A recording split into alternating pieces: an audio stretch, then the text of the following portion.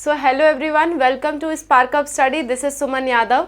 आज हम अपना चैप्टर 6 कवर करने वाले हैं नीट यूजी एग्जाम के लिए, जो कि है आपका anatomy of flowering plants. Anatomy of flowering plants हम करेंगे। इससे पहले मैंने मॉर्फोलॉजी ऑफ फ्लावरिंग प्लांट्स करा दिया और जल्द ही उसका PYQs भी सॉल्व करा दूंगी मैं।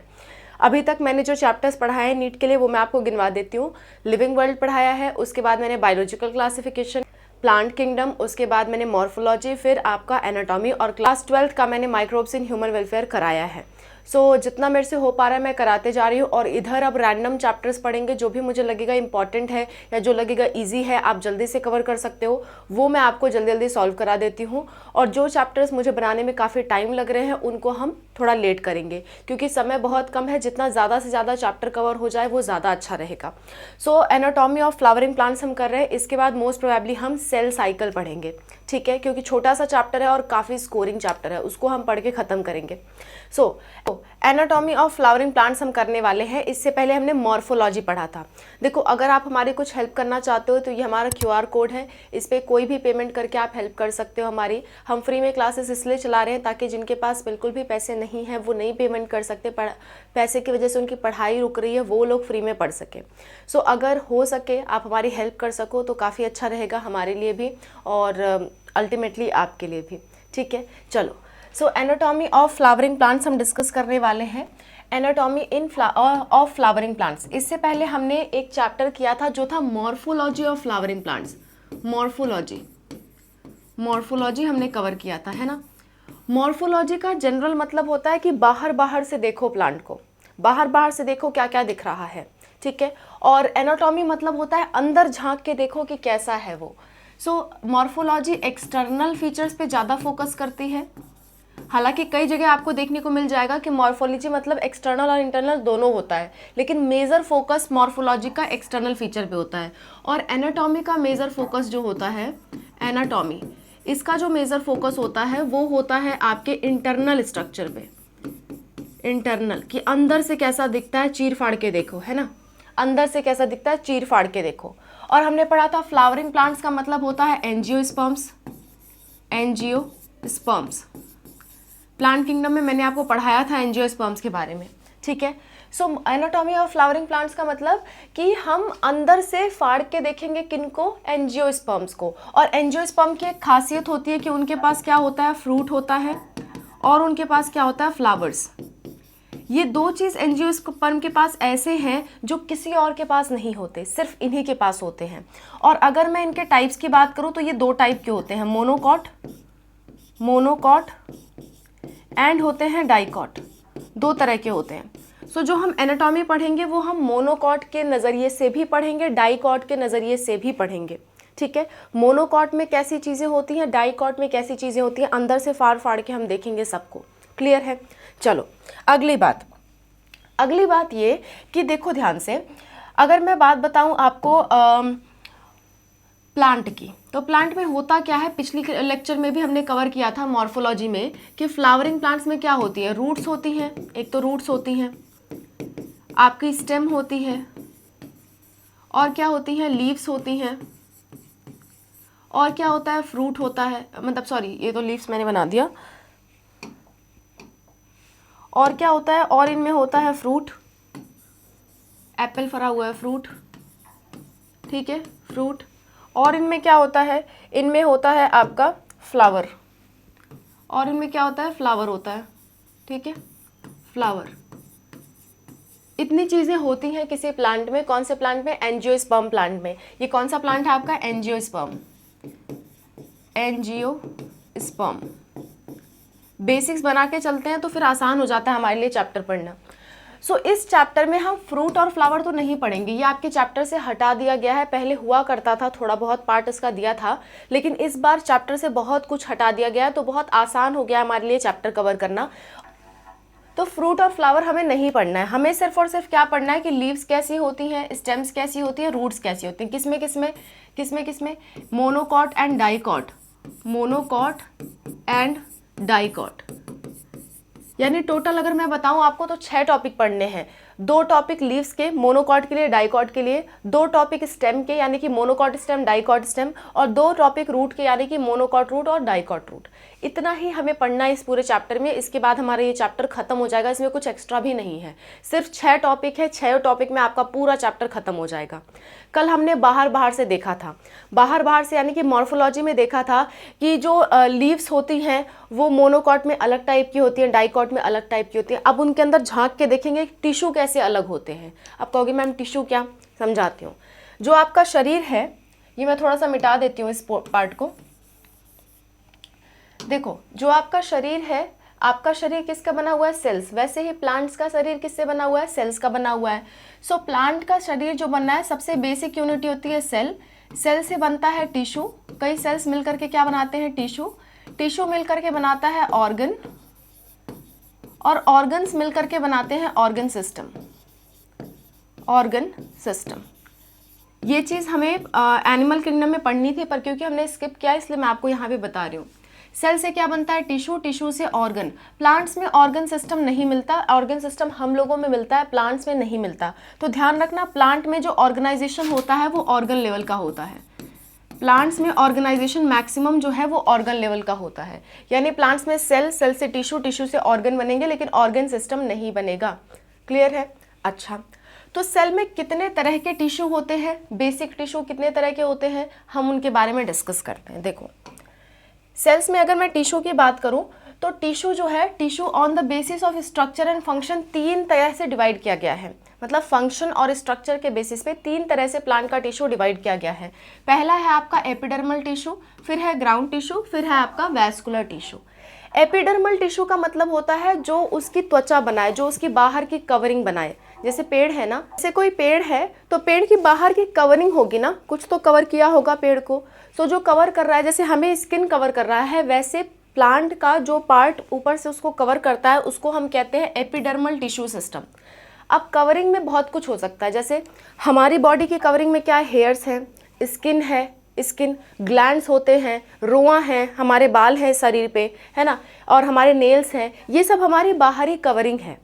ऐसे ही प्लांट की बाहरी कवरिंग में बहुत कुछ होता है। जैसे प्लांट का क्या होता है, एपिडर्मल सेल्स यानी कि स्किन की उसकी सेल्स होती हैं, और जैसे हमारे अंदर छोटे छोटे रोआ होते हैं ना जिससे पसीना निकलता है, वैसे ही प्लांट में स्टोमेटा होता है, ठीक है, जिससे उनका एक तरह से पसीना निकलेगा। वो पसीना क्या होगा अभी हम आगे डिस्कस करेंगे। पसीना होता है मतलब वाटर वेपर होता है, जिसे ट्रांसपिरेशन आप कहते हो, ठीक है, वो स्टोमेटा का काम होता है। नेक्स्ट आपका एपिडर्मल अपेंडेजेस, जैसे हमारे नाखून और हेयर्स हैं, वैसे इनके भी हेयर्स होते हैं।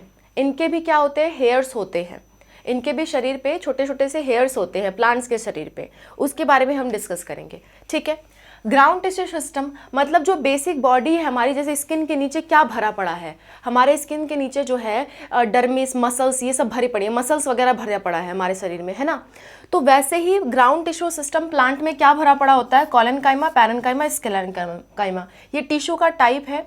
ये आपके चैप्टर नंबर 7 में टिश्यू में पहले पढ़ाया जाता था, टिश्यू के सारे टाइप्स, लेकिन अब हटा करके खाली फ्रॉग रख रखा है उस चैप्टर में, तो हम उतना ही पढ़ लेते हैं, है ना। जितना हमारे न्यू एनसीईआरटी में हम सिर्फ उतना ही पढ़ेंगे। पहले के एनसीईआरटी में ये चीज़ बहुत डिटेल में दी गई हुई थी, लेकिन फिलहाल अभी आप इतना ही जान लो कि प्लांट का जो बॉडी है वो 3 तरह के टिश्यू से बना हुआ है। मेजरली जो है आपका ग्राउंड, मतलब ग्राउंड सिस्टम, जैसे हमारे मसल्स होते हैं वैसे, तो कॉलेनकाइमा, पैरेन्काइमा, स्क्लेरेन्काइमा, ठीक है, नाम याद रख लो।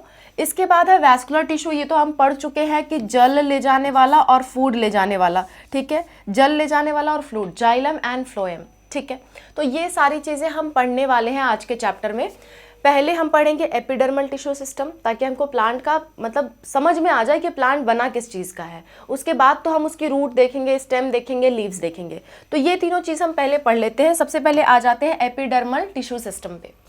एपिडर्मल टिश्यू सिस्टम, जैसे मैंने आपको बताया, जैसे आपकी स्किन होती है, आपकी स्किन को भी एपिडर्मिस कहा जाता है, वैसे ही प्लांट की भी स्किन होती है, उसकी बाहरी त्वचा होती है, उसे हम एपिडर्मिस कहते हैं। तो बाहरी त्वचा है तो सबसे क्या होगा, आउटर मोस्ट लेयर होगा, जाहिर सी बात है, it is the outer most layer of the plant body. जैसे स्किन हमारी आउटर मोस्ट लेयर है, वैसे प्लांट की एपिडर्मिस क्या है, आउटर मोस्ट लेयर है। ये आपका रूट पे भी प्रेजेंट होगा, शूट पे भी प्रेजेंट होगा। रूट एंड शूट हर जगह होता है। ये स्किन तो हमारी हर जगह है ना, पूरी बॉडी पे है, वैसे ही प्लांट में स्किन हर जगह होता है, चाहे वो रूट हो या शूट हो। अगर शूट हो तो उसे तो एपिडर्मिस ही कहेंगे, एपिडर्मिस ही कहेंगे। लेकिन रूट में एपिडर्मिस के बजाय हम क्या कह देते हैं, एपिब्लेमा। एपिडर्मिस भी हम कह सकते हैं, लेकिन कभी कभी एपिब्लेमा भी लिखा होगा तो आप समझ लेना वो रूट की एपिडर्मिस की बात कर रहा है। ठीक है, आगे बढ़ते हैं। ये सिंगल लेयर होती है, ऐसा नहीं होता है कि कई लेयर होंगी, सिंगल लेयर होगी, एक लेयर होगी एपिडर्मिस की। हमारे अंदर जो स्किन होता है वो कई लेयर में होता है, लेकिन प्लांट में जो एपिडर्मिस होता है वो सिंगल लेयर होता है। मतलब ऐसा कुछ होगा, सेल्स की ऐसे कुछ लेयर होगी, एक लेयर, एक ही लेयर ऑफ सेल्स होंगी। ये पूरा क्या होगा आपका एपिडर्मिस, एपिडर्मिस। अभी हम आगे फिगर देखेंगे, एपिडर्मिस। बात समझ में आ रही है? अच्छा, ये पैरेन्काइमेटस सेल होते हैं। देखो 3 तरह के टिश्यू मेजरली प्लांट में पाए जाते हैं, पैरेन्काइमा, कॉलेन्काइमा, स्क्लेरेन्काइमा। तो ये कैसे सेल होते हैं, पैरेन्काइमेटस सेल होते हैं। क्लियर है इतनी बात? और ये छोटे होते हैं, स्मॉल स्मॉल सेल होते हैं, छोटे छोटे सेल होते हैं, और उसमें वैक्यूल ना बड़ा बड़ा होता है। वैक्यूल जानते हो, प्लांट का सेल है तो उसमें बड़े बड़े ऐसे वैक्यूल पाए जाते हैं, वैक्यूल्स। और बीच में क्या होता है, बीच में आपका न्यूक्लियस होता है। वैक्यूल्स वगैरह क्या है हम सेल वाली यूनिट में अच्छे से पढ़ लेंगे। हाँ चलो, कवर्ड विथ वैक्सी क्यूटिकल। जो एपिडर्मिस होता है इसके ऊपर एक मोम जैसा पदार्थ होता है, मोम, चिपचिपा, चिपचिपा नहीं कह सकते, मतलब स्लिपरी सा, ऐसे स्लिप करता है। जैसे आम का पत्ता अगर आपने देखा हो तो ऊपर की तरफ आप हाथ रखो तो स्लिप करता है, लेकिन नीचे की तरफ खुरदुरा होता है। कभी एहसास किया है? आम के जो पके हुए पत्ते हो, मतलब कि जो मैच्योर पत्ता हो, अभी अभी पैदा हुआ है वो वाला पत्ता नहीं, जो मैच्योर थोड़ा पत्ता हो जो डार्क ग्रीन कलर का होता है, उसको आप देखोगे ऊपर से ऐसे हाथ स्लिप करेगा लेकिन नीचे की तरफ खुरदुरा होगा। तो ऊपर उसके वैक्सी क्यूटिकल होती है, मतलब मोम जैसा कुछ होता है जो आपका हाथ स्लिप कराने में हेल्प करता है। ठीक है, अच्छा, तो ये किससे कवर होता है, वैक्सी क्यूटिकल, उसी मोम वाले चीज़ को हम कहते हैं क्यूटिकल। तो क्यूटिकल मोस्टली कहाँ होगा, बाहर की तरफ होता है, ऊपर की तरफ होता है पत्तियों के। और अगर स्टेम्स की बात करूँ तो वो तो पूरा ही होता है। चलो आगे बढ़ते हैं, आगे बढ़ते हैं। इसके बाद है हमारा स्टोमेटा। देखो एपिडर्मल टिश्यू सिस्टम में जैसे कि हमारा स्किन है, स्किन के बीच बीच में रोआ होते हैं ना, जहाँ से हमारे पसीने निकलते हैं, स्वेट ग्लैंड्स होते हैं, पसीने निकलते हैं हमारे। वैसे ही प्लांट में भी रोआ की तरह कुछ होता है जहाँ से पसीने निकलते हैं, छोटा छोटा छेद होता है। जैसे मान लो मैं आपको फिगर बना के बताती हूँ, ठीक है, ऐसा कुछ होता है। मैं आपको फिगर बना लेती हूँ फिर समझाती हूँ।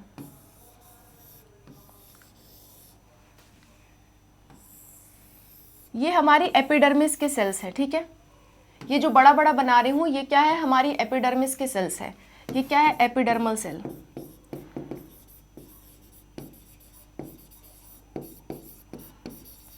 ये हमारे एपिडर्मल सेल ऐसे कुछ चलते फिरते आ रहे थे, एपिडर्मल सेल्स।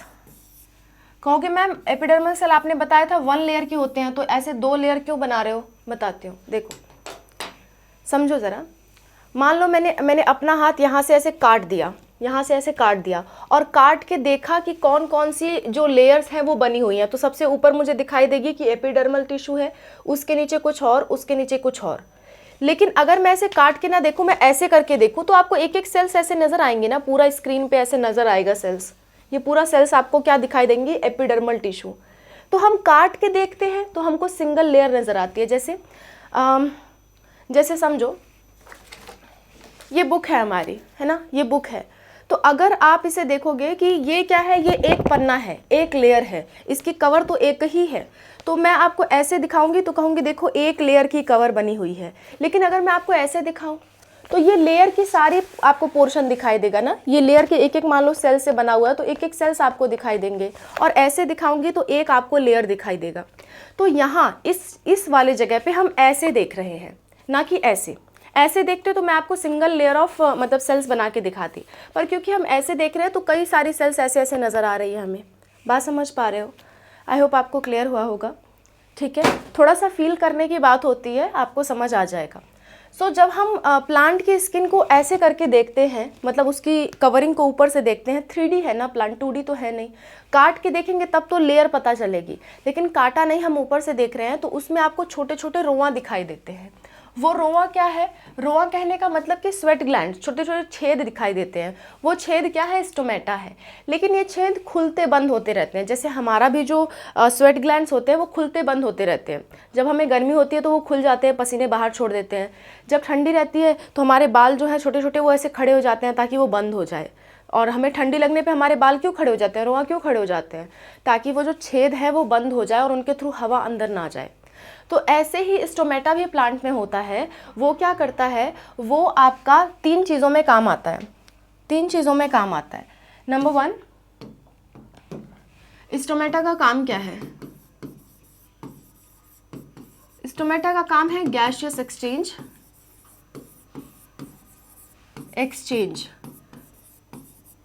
और ज़्यादातर ये क्या एक्सचेंज करता है? ज़्यादातर ये एक्सचेंज करता है H2O, वाटर वेपर।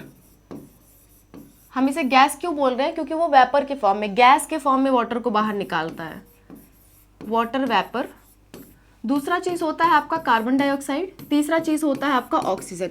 ये 3 चीज़ों के एक्सचेंज में कौन हेल्प करता है? स्टोमेटा। ठीक है। दूसरी बात, ये आपका ट्रांसपीरेशन में हेल्प करता है। ट्रांसपीरेशन, अब कहो ट्रांसपीरेशन क्या होता है? ट्रांसपीरेशन मतलब वह प्रक्रिया जिससे प्लांट अपनी बॉडी से जो पानी है वो रिलीज़ करता है। जैसे हम लोग अपनी बॉडी से मतलब छोटे छोटे से जो पसीने के दाने होते हैं, पानी वो रिलीज़ करते हैं, वैसे प्लांट भी करता है। लेकिन प्लांट हमारी तरह पसीना नहीं करता, मतलब पसीना तो लिक्विड हो गया ना। हमें जो पसीना आता है वो लिक्विड रूप में आता है, मतलब हमारा जो पसीना होता है वो पानी लिक्विड जैसा होता है। लेकिन प्लांट का जो पसीना होता है एक तरह से वो लिक्विड ना होकर के वेपर बन के हवा में उड़ जाता है। सोचो आपकी बॉडी अगर गैस रिलीज करती है तो आपको पसीना दिखाई देता क्या? नहीं, वो उड़ जाता है इन्वायरमेंट में। वैसे ही प्लांट में क्या होता है? प्लांट का पसीना ऐसे दिखाई नहीं देता, वो उड़ जाता है इन्वायरमेंट में, क्योंकि उनका पसीना जो है गैसियस फॉर्म में है, हमारा पसीना जो है वो लिक्विड फॉर्म में आता है। ठीक है। सो प्लांट में ट्रांसपिरेशन उसे कहते हैं, यानी release of water vapour, release of water vapour from aerial parts of the plant, parts of the plant।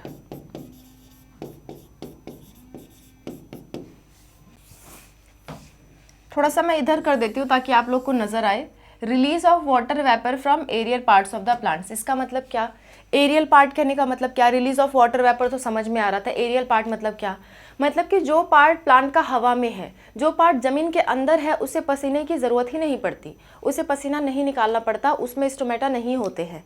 ठीक है। जो पार्ट जमीन के ऊपर है पेड़ का, सिर्फ उन्हीं से ही स्टोमेटा होते हैं, उन्हीं से ही जो वाटर वेपर है वो निकलता है। इसलिए यहाँ पे लिखा हुआ है aerial parts of the plant. Aerial मतलब हवा में, जो प्लांट्स हवा में, जो पार्ट हवा में है। जैसे प्लांट का अगर मैं डायग्राम बनाऊं तो ये हो गया उसकी रूट्स।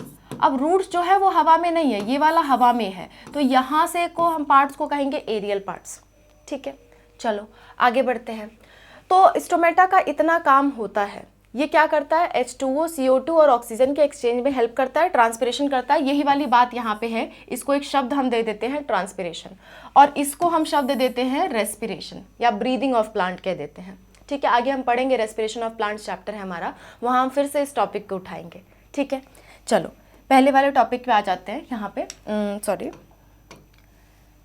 जस्ट अ मिनट, यहाँ पे तो ऐसा कुछ स्टोमेटा नज़र आता है। ये जो बीच वाला है ना, ये आपका स्टोमेटा है।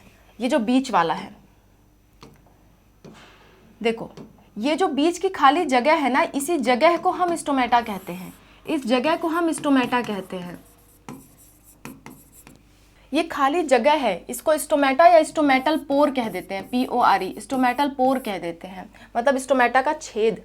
अब इसके किनारे किनारे भाई क्या है? कोई छेद होगा तो उसके किनारे किनारे कुछ तो होना चाहिए। दीवार में अगर छेद है तो उसके किनारे किनारे ईंटें होती हैं। तो वैसे ही इसके किनारे किनारे 2 स्पेशल टाइप की सेल होती हैं, जो कि आपकी एपिडर्मिस का मॉडिफिकेशन है। जैसे कि मान लो हमारी सेल्स हैं, उस पर कुछ अलग टाइप की सेल्स हो गई, तो वो एपिडर्मिस से ही तो बनी है। वो एपिडर्मिस का ही मॉडिफिकेशन है, मतलब एपिडर्मिस वो रहा होगा लेकिन मॉडिफाई होकर कुछ और बन गया। जैसे फीमेल के अगर ब्रेस्ट की बात करो तो होते ये स्वेट ग्लैंड्स हैं, पसीने की ग्रंथियां होती हैं, लेकिन ये मॉडिफाई होकर के ब्रेस्ट बन जाते हैं, थोड़े अलग हो जाते हैं, ब्रेस्ट बन जाते हैं। बात समझ में आई। वैसे ही एपिडर्मिस में कुछ सेल मॉडिफाई हो जाते हैं, परिवर्तित हो जाते हैं। किस तरह के? ऐसे कैसे हो जाते हैं? किडनी शेप हो जाते हैं। इन्हें हम कहते हैं गार्ड सेल्स, गार्ड सेल्स कहते हैं। और ये कैसे दिखते हैं? Kidney shape.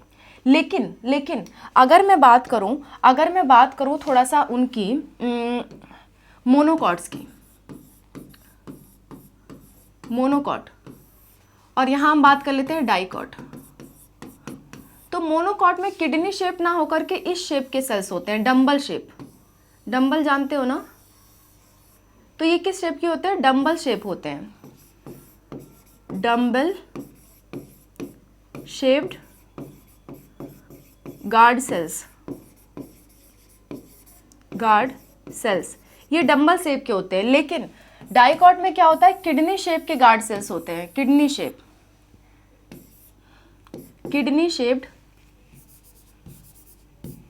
अरे मिर्जा,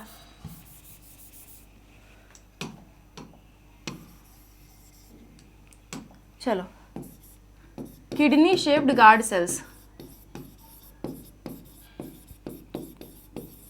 गार्ड सेल्स ये किडनी शेप के होते हैं।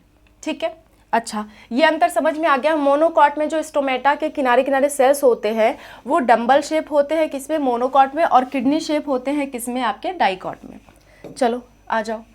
अब इसके किनारे किनारे कुछ और स्पेशल टाइप के सेल्स दिख रहे हैं जिसे हम कह देते हैं subsidiary cells, subsidiary cells, subsidiary sales.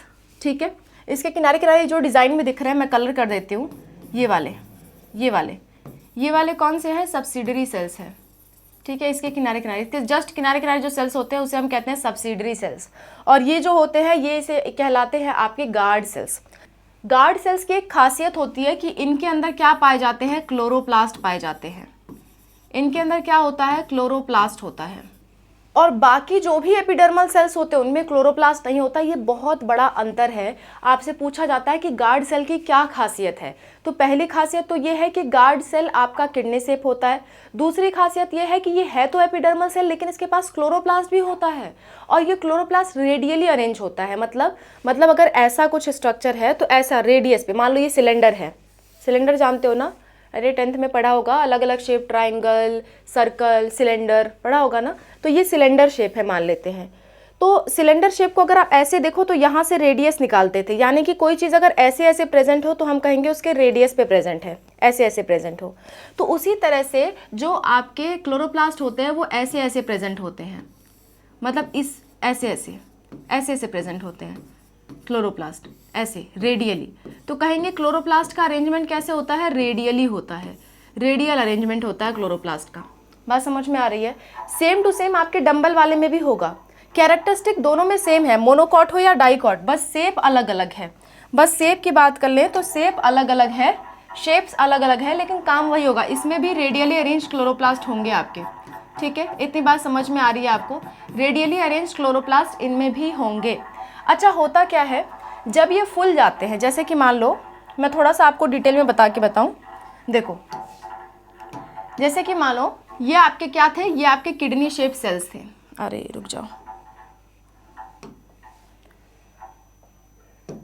देखो ये आपके क्या है? किडनी शेप सेल्स हैं। ये अभी यहाँ की इनर वॉल जो होती है ना, इनर वॉल, अंदर वाली वॉल, वो थिक होती है, वो मोटी होती है। ये क्या होती है? Thick, thick. और बाहर की वॉल क्या होती है? थिन होती है, पतली होती है। ठीक है, थिक और थिन का यहाँ अंतर है। बाहर की वॉल क्या होती है? पतली होती है आपकी। अच्छा, अब ध्यान से देखो। अब थोड़ा सा हम दो सिचुएशन बताते हैं। केस 1, दो सिचुएशन हम बनाते हैं, थोड़ा इसको समझना ज़रूरी है क्योंकि ये आपके आने वाले चैप्टर्स में भी काम आएगा। केस 1, केस 1, केस 1 ये कहता है कि अभी पानी कम है। पानी क्या है? कम है। प्लांट की बॉडी में पानी कम है। तो पानी कम होगा तो इन गार्ड सेल्स में पानी भरा नहीं होगा। तो जब पानी भरा नहीं होगा तो ये चिपटी चिपटी होंगी, ऐसे होंगी। देखो,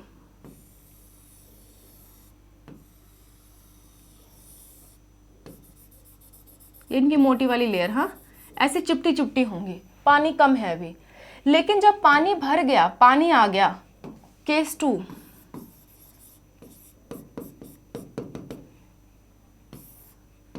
पानी ज़्यादा है। जब पानी ज़्यादा है तो क्या होगा? पानी ज़्यादा है तो क्या होगा? पानी कम था तो चिपटी चिपटी थी, पानी ज़्यादा है तो क्या होगा? ऐसे फूल जाएंगी। कहोगे मैम पूरा ही क्यों नहीं फूल गया, ऐसे ऐसे क्यों नहीं हो गई दोनों सेल्स? क्योंकि मैंने कहा ये अंदर वाली वॉल थिक है, तो जब ये फूलती है तो अंदर वाला खिंचता है, ऐसे खिंचता है बाहर की तरफ। ये जल्दी फूलना नहीं चाहता, अपना शेप छोड़ना नहीं चाहता। ये ऐसे मतलब देखो ऐसे चिपटी सी हैं, लेकिन जब फूलती हैं तो फूलते फूलते ऐसे खुल जाती हैं। ऐसी चिपटी सी हैं, ये दोनों गार्ड सेल्स हैं, ऐसे चिपटी हैं। जब फूलती हैं तो फूलते फूलते ऐसे खुल जाती हैं, ऐसे ये खुल जाती है। तो ये फूलने के बाद यहाँ पे खुल गया, और खुलने के बाद क्या बन गया? Stomatal pore. स्टोमेटल पोर बन गया, मतलब छेद बन गया। तो ये कब छेद बनता है? जब पानी ज़्यादा होता है, जब पानी बाहर निकालना है। ऐसे ही सेम टू सेम डंबल वाले में भी होता है। डंबल जब सूखी सूखी होती हैं तो ऐसे होती हैं, ऐसे होती हैं, और अंदर की वॉल उनकी थिक होती है। जब ये पानी ज़्यादा आएगा तो क्या हो जाएंगी? ऐसे हो जाएंगी, ऐसे हो जाएंगी। तो बीच में क्या बन गया? बीच में आपका स्टोमेटल पोर बन गया, पोर। अच्छा, ऐसा डंबल शेप किस में देखने को मिलता है? आपकी घासों में, जितने भी मोनोकॉट्स होते हैं जैसे कि ग्रासेस, उनमें आपका देखने को ये मिलता है। ठीक है, चलो आगे आ जाते हैं। नेक्स्ट स्लाइड पे आते हैं। एपिडर्मल, देखो हमने पढ़ा था कि एपिडर्मिस में क्या क्या आएगा। एक तो बाहरी एपिडर्मिस, स्टोमेटा आएगा, और एपिडर्मल अपेंडेजेस आएगा। एपिडर्मल अपेंडेजेस जैसे कि हमारे में क्या होता है? हेयर्स होते हैं, और क्या होते हैं? नाखून वगैरह होते हैं। वैसे प्लांट में क्या होता है? प्लांट में दो तरह के हेयर्स होते हैं, एक तो रूट में, एक शूट में। जैसे प्लांट अगर मैं बताऊं तो प्लांट ऐसा है ना, प्लांट के रूट में हेयर्स को क्या कहते हैं? रूट हेयर्स कहते हैं। और जो उसके ऊपरी भाग पे यानी कि स्टेम पे, खास करके स्टेम के हेयर्स होते हैं, उन्हें हम क्या कहते हैं? उन्हें हम ट्राइकोम्स कहते हैं। ठीक है, रूट हेयर्स और ट्राइकोम्स, फर्क क्या है दोनों में? पहली बात तो ये कहाँ होते हैं? ये रूट पे होते हैं, और ये कहाँ होते हैं? ये स्टेम्स पे होते हैं। रूट हेयर सिंगल सेल के होते हैं, और ट्राइकोम्स आपके मल्टी सेलुलर होते हैं। ठीक है, रूट हेयर्स पानी एब्जॉर्ब करने का और मिनरल एब्जॉर्ब करने का काम करते हैं। ट्राइकोम्स क्या होते हैं? ट्राइकोम्स आपका सिक्रेटरी हो सकते हैं, कुछ चीज़ें रिलीज करने के काम आ सकते हैं। वो क्या चीज़ें हैं अभी ज़रूरी नहीं है हमारे लिए पढ़ना, हम स्किप करते हैं। और ट्राइकोम्स यहाँ पे ब्रांच या अनब्रांच हो सकते हैं, सॉफ्ट हो सकते हैं, टाइट भी हो सकते हैं। ठीक है, और ये पानी के लॉस को प्रिवेंट करते हैं ट्रांसपिरेशन के दौरान। ट्रांसपिरेशन मतलब पसीना हो रहा है पेड़ को, पसीने को प्रिवेंट करेंगे। बहुत ज़्यादा पसीना हो जाएगा तो पानी बॉडी से कम हो जाएगा ना, तो ये जब बॉडी से पानी कम हो रहा है तो उसे रोकने का काम करते हैं कि अरे भाई इतना कम मत हो, मर जाओगे प्लांट बेचारे, तुम इतना पसीना मत निकालो नहीं तो मर जाओगे। तो ये उसको पसीना निकालने से बचाने के काम आता है ताकि उसके बॉडी में पानी बना रहे। ठीक है, सो ये ट्राइकोम्स और रूट हेयर हैं। ध्यान रखना, मैं थोड़ा सा ट्राइकोम और रूट हेयर का आपको स्ट्रक्चर बना के दिखाती हूँ। जैसे हम ऐसे काट के देख रहे हैं, हाँ काट के देख रहे हैं। ये आपका क्या है? एपिडर्मिस है। ये क्या है आपका? एपिडर्मिस। ये किसका एपिडर्मिस बना रही हूँ? रूट का। और यहाँ पे देखो, यहाँ पे बना रही हूँ स्टेम का। देखो रूट में क्या होता है कि एक सेल है एपिडर्मिस की, वहां से क्या होता है? ऐसे रूट हेयर निकल आते हैं। ये एक ही सेल है, ये दूसरा सेल नहीं है, सिंगल सेल। लेकिन ट्राइकोम में क्या होता है? यहाँ पे ऐसे जो है ये आपके कई सेल्स के बने होते हैं, ये मल्टीपल सेल्स हैं। क्या है? Multi cellular. ट्राइकोम्स क्या होते हैं आपके? मल्टी सेलुलर स्टेम के हेयर्स, ट्राइकोम्स। और ये रूट के क्या है? ये रूट हेयर्स हैं, रूट हेयर्स। ठीक है, क्लियर है इतनी बात? अच्छा, अगली बात, ये तो हमने एपिडर्मिस में क्या क्या पढ़ा? एक तो स्टोमेटा, एपिडर्मल अपेंडेजेस। अब हम पढ़ रहे हैं दूसरी बात, ग्राउंड टिश्यू सिस्टम। देखो हमारा शुरुआत में अगर मैं आपको बताऊं तो शुरुआत में हमने क्या पढ़ा था, मैं आपको दिखा देती हूँ एक बार। देखो शुरुआत में हमने पढ़ा था एपिडर्मल टिश्यू सिस्टम, जिसमें हम एपिडर्मल सेल्स के बारे में पढ़े, स्टोमेटा और एपिडर्मल अपेंडेजेस, जिसमें रूट हेयर और स्टेम हेयर्स आया। अब हम पढ़ने जा रहे हैं ग्राउंड टिश्यू, जिसमें आपका कॉलेनकाइमा, पैरेन्काइमा, स्क्लेरेन्काइमा होगा। इसके बाद हम पढ़ेंगे वैस्कुलर टिश्यू सिस्टम, जिसमें आपका जाइलम और फ्लोएम आएगा। ठीक है, सो आ जाते हैं इस वाले पार्ट पे, ग्राउंड टिश्यू सिस्टम। देखो ग्राउंड टिश्यू सिस्टम में 3 चीजें आई, कौन? पैरेन्काइमा, ये सबसे ज्यादा सॉफ्ट होते हैं, सबसे सॉफ्ट होते हैं, ठीक है, सॉफ्टेस्ट, सबसे ज्यादा सॉफ्ट होते हैं। दूसरा होता है आपका कॉलेनकाइमा, ये इनसे हार्ड होते हैं, ये हार्डर, मतलब इनके कंपेयर में ये क्या है, हार्ड है। उसके बाद होता है स्क्लेरेन्काइमा, ये क्या होते हैं, हार्डेस्ट होते हैं, बहुत हार्ड होते हैं, ये बहुत हार्ड होते हैं ये, ठीक है। अच्छा, तो ये बहुत हार्ड होते हैं, तो असल में ये जो होते हैं ये आपके डेड होते हैं, और बाकी दोनों क्या होते हैं, लिविंग टिश्यू होते हैं। मतलब ये दोनों लिविंग होते हैं, ये वाला डेड टिश्यू होता है, ये ध्यान रखना है आपको। तो इतनी सी बात हमारे ग्राउंड टिश्यू सिस्टम में, इससे ज़्यादा हमें कुछ पढ़ना नहीं है। इससे ज़्यादा था आपके सिलेबस में, लेकिन अब वो हटा दिया गया है, तो हमें इससे ज़्यादा पढ़ना है नहीं, हम बस इतना ही पढ़ेंगे ग्राउंड टिश्यू सिस्टम में। अगली बात कर लेते हैं हम वैस्कुलर टिश्यू सिस्टम की। वैस्कुलर टिश्यू सिस्टम में हमने कहा जाइलम और फ्लोएम होता है, लेकिन जाइलम फ्लोएम कैसे अरेंज है, कैसे प्रेजेंट है प्लांट में, वो भी तो देखना होगा। तो 2 तरह से प्रेजेंट होता है, एक तो होता है ओपन वैस्कुलर बंडल, एक होता है क्लोज्ड वैस्कुलर बंडल। ओपन और क्लोज का क्या मतलब है समझो। अभी मैं आपको थ्योरी पढ़ा देती हूँ, उसके बाद मैं आपको बना के दिखाऊंगी। इसमें कैम्बियम प्रेजेंट होता है। अभी कैम्बियम क्या होता है हम देखेंगे। Ability to form secondary xylem and secondary phloem इसमें होता है, और ये डाइकॉट स्टेम में पाया जाता है। क्लोज्ड वैस्कुलर बंडल, इसमें कैम्बियम नहीं होता है, सेकेंडरी और मतलब जाइलम एंड फ्लोएम नहीं होते, और ये मोनोकॉट स्टेम में पाया जाता है। अब देखो कैसा होता है, जस्ट अ मिनट। अब देखो ये कैसे होते हैं, ऐसा कुछ,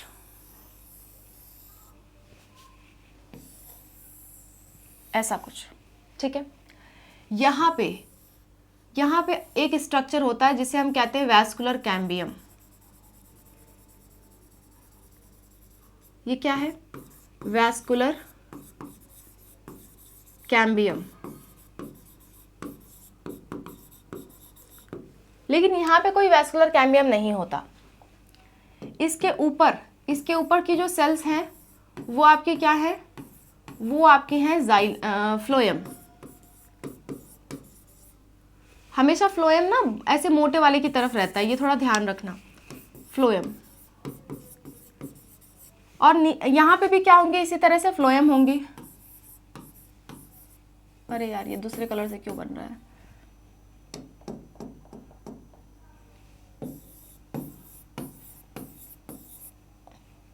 ये भी क्या है आपका फ्लोएम है, लेकिन इसमें वैस्कुलर कैम्बियम नहीं होती।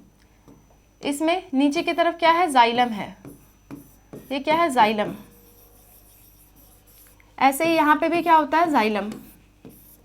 फर्क दिखाई दे रहा है, फर्क क्या है दोनों में, इसमें वैस्कुलर कैम्बियम है, इसमें नहीं है। वैस्कुलर कैम्बियम का काम क्या होता है समझना ज़रा।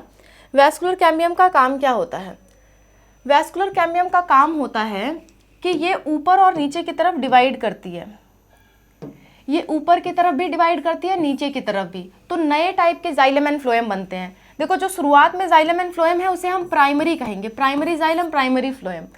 तो ये तो हमारे कहलाएंगे primary xylem and primary phloem. लेकिन अगर मैं आगे की बात करूं, ये जो वैस्कुलर कैम्बियम होता है ये ऊपर की तरफ डिवाइड करता है तो क्या बनाता है, सेकेंडरी फ्लोएम। और ये नीचे की तरफ डिवाइड करता है तो क्या बनाता है, सेकेंडरी जाइलम। यानी वैस्कुलर कैम्बियम का काम क्या होता है, secondary xylem and secondary phloem बनाना, सेकेंडरी फ्लोएम बनाना। Secondary xylem and secondary phloem बनाना किसका काम है, वैस्कुलर कैम्बियम का।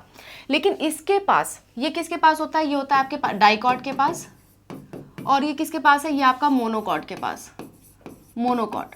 तो मोनोकॉट के पास वैस्कुलर कैम्बियम है ही नहीं, तो काहे की सेकेंडरी जाइलम, काहे का सेकेंडरी फ्लोएम, होगा ही नहीं इनमें, ठीक है। इसलिए यहाँ पे लिखा हुआ है, देखो यहाँ पे कैम्बियम एब्सेंट, तो secondary xylem and secondary phloem is absent. किस में होता है, मोनोकॉट स्टेम।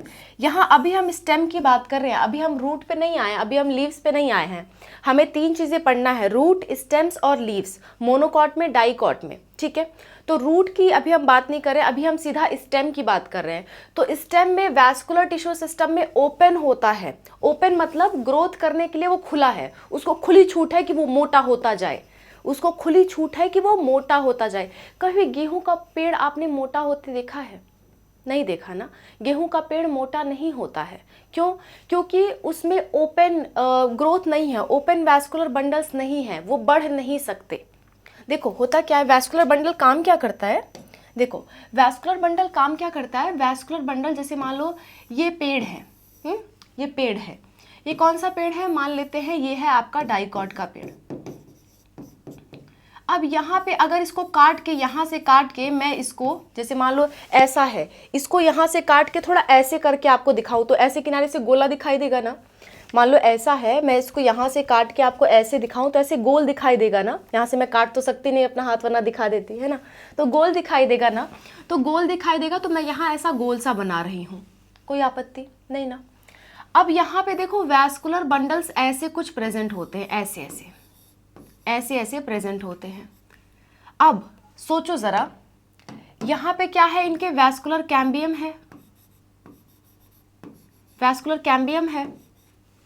अगर ये वैस्कुलर कैम्बियम ऊपर की तरफ और नीचे की तरफ ऐसे मतलब ग्रोथ करेंगी तो क्या इस पौधे की चौड़ाई नहीं बढ़ेगी? आप सोचो जरा, इस पौधे की ऐसे चौड़ाई नहीं बढ़ेगी, चारों तरफ ये बढ़ेगा ना, अंततः क्या होगा, ये ऐसा बढ़ जाएगा थोड़ा। तो एक्चुअल में इसकी गर्थ, गर्थ मतलब होता है थिकनेस। तो प्लांट की मोटाई आपको बढ़ते हुए नजर आती है, किसमें, डाइकॉट में।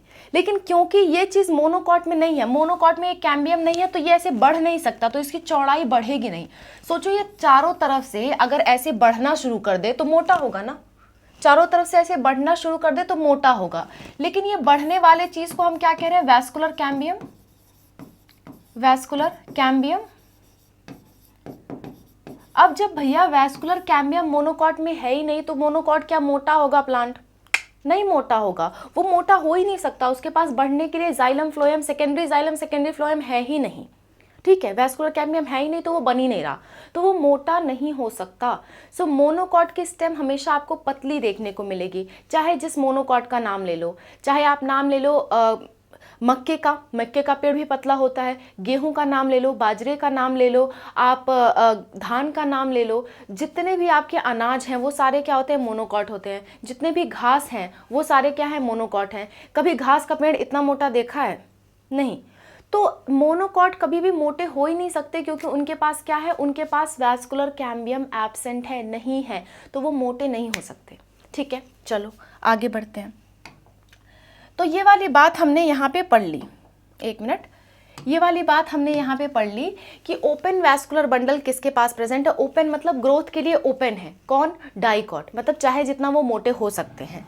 लेकिन मोनोकॉट क्लोज है, यानी कि इनमें फर्दर ग्रोथ नहीं होगी, इनकी मोटाई नहीं बढ़ेगी। नाम ही बता रहा है क्लोज्ड, मतलब कि अब इनके पास चांस नहीं है, अपॉर्चुनिटी नहीं है, इनका रास्ता बंद है मोटे होने का, पर इनका रास्ता ओपन है मोटे होने का। क्लियर है? तो इतनी बात समझ में आ गई कि ओपन वैस्कुलर बंडल क्या है और आपके क्लोज्ड वैस्कुलर बंडल क्या है। वैस्कुलर बंडल का यहीं पे कहानी खत्म नहीं होती, ये तो हम कैम्बियम के बेसिस पे कह रहे हैं ना कि ओपन है कि क्लोज है, किसमें नहीं है। अगर हम अरेंजमेंट दिखा दे, जैसे मैंने अभी आपको क्या करके बताया था, जस्ट अ मिनट, एक मिनट, मैंने अभी आपको क्या बताया था, मैंने अभी आपको बताया कि ऐसा कुछ होता है। अरे एक मिनट रुक जाओ,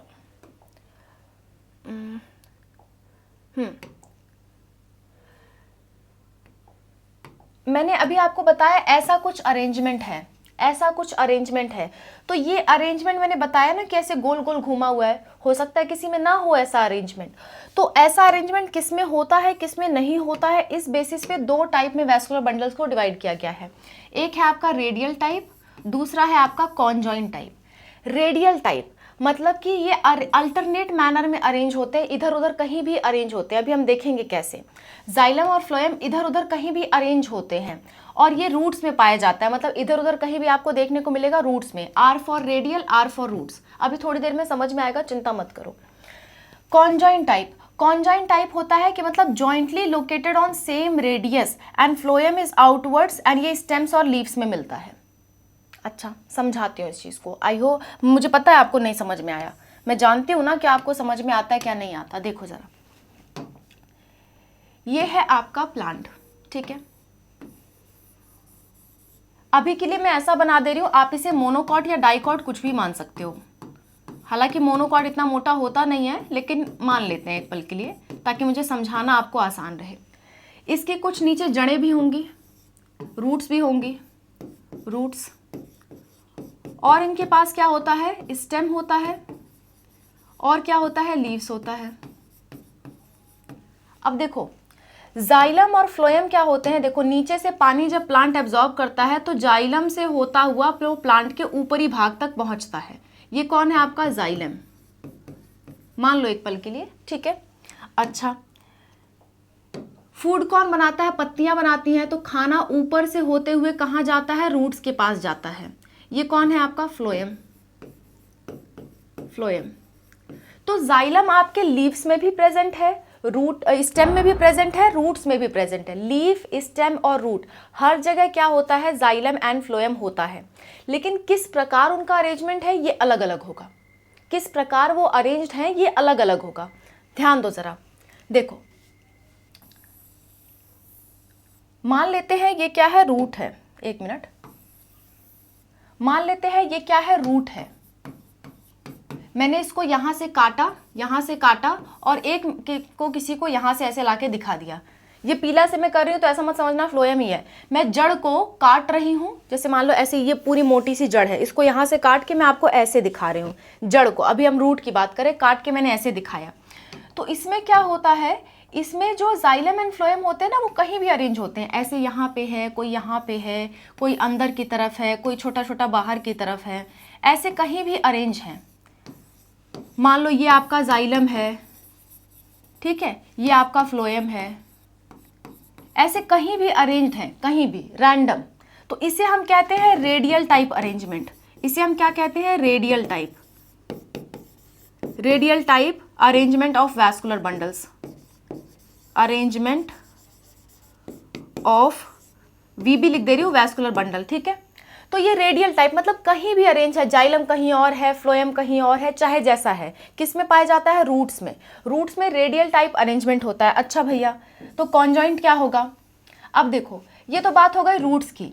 अब हम अगर स्टेम और लीव्स को देखें, स्टेम एंड लीव्स, स्टेम और लीव्स को अगर हम देखें तो उनमें क्या होता है, उनको अगर आप काट के देखोगे तो ऐसा कुछ काट के मिलेगा। जैसे मान लो पत्ती अगर काटोगे तो आप कहोगे मैम पत्ती कहाँ ऐसी, तो पत्ती का ये वाला भाग हम काट रहे हैं, ये वाला। मैंने कहा था ना पत्ती में ऐसे नसें जाती है, मॉर्फोलॉजी में पढ़ाया था, नहीं पढ़ा तो जाके देखो। मैंने कहा ये पत्ती में नसें जा रही हैं, तो उस पतली सी नस को हमने उठाया तो वो सिलेंडर जैसा दिखेगा, उसको ऐसे काटा, काट करके ऐसे मैं आपके सामने रख रही हूँ, ठीक है। और स्टेम तो समझ ही सकते हो, स्टेम ऐसा है, यहाँ से काट करके मैं आपके सामने यहाँ रख रही हूँ। क्लियर है बात।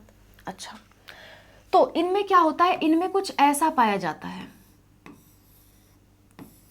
ध्यान से देखना, चाहे वो मोनोकॉट की स्टेम्स एंड लीफ हो, चाहे डाइकॉट की। यहां अभी मोनोकॉट डाइकॉट में हम विभेद नहीं कर रहे, अंतर नहीं कर रहे। तो इनमें क्या होता है, इनमें देखो आधे पर क्या है, ध्यान दो, ये व्हाइट वाले को मत देखो आप, खाली इस पे ध्यान दो। अभी मैं आपको समझाती हूं।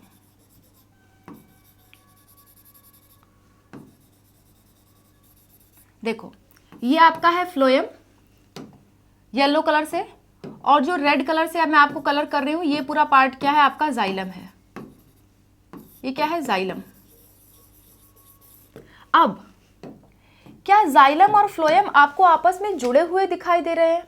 हाँ भैया, ये फ्लोएम है, ये जाइलम है, ये आपस में क्या है, जुड़े हुए दिखाई दे रहे हैं। क्या ये सेम रेडियस, अगर इसको सर्कल मानो तो यहां से रेडियस लो, ये रेडियस आपका हो गया, ये रेडियस हो गया, क्या ये सेम रेडियस पे दिखाई दे रहे हैं। हाँ भाई, बिल्कुल सही बात है। तो ये जुड़े हुए हैं, इसलिए इस टाइप के वैस्कुलर बंडल को हम कहते हैं कॉन्जॉइंट, यानी दो आपस में जुड़े हुए हैं, दो आपस में जुड़े हुए हैं। फ्लोएम बाहर की तरफ, जाइलम अंदर की तरफ। यही बात तो लिखी हुई थी, कुछ अतरंगी थोड़ी लिखा हुआ था, यही बात तो यहाँ लिखी थी। आप ध्यान से पढ़ो इसको।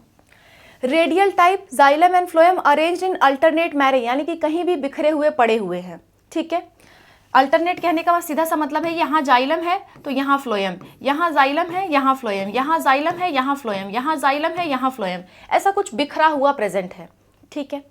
तो ये इस टाइप के अरेंजमेंट को हम कहते हैं रेडियल टाइप, और ये किस में मिलता है, रूट्स, चाहे वो मोनोकॉट की रूट हो या आपके डाइकॉट की रूट हो, यहाँ फर्क नहीं पड़ता। अभी हम विभेद करेंगे, अभी हम अंतर करेंगे, चाहे वो मोनोकॉट का हो या डाइकॉट का हो, कैसा अरेंजमेंट होगा, radial, R for radial, R for root, याद रखना है ये।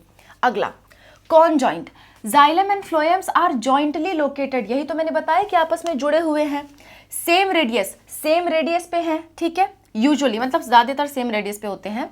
और फ्लोएम इज आउटवर्ड, फ्लोएम बाहर की तरफ है और जो जाइलम है वो अंदर की तरफ होता है, और ये स्टेम्स एंड लीव्स में पाया जाता है। यही तो पढ़ाया, कुछ अलग पढ़ाया क्या, ठीक है। आगे बढ़ते हैं, चलो भैया इतनी बात हो गई।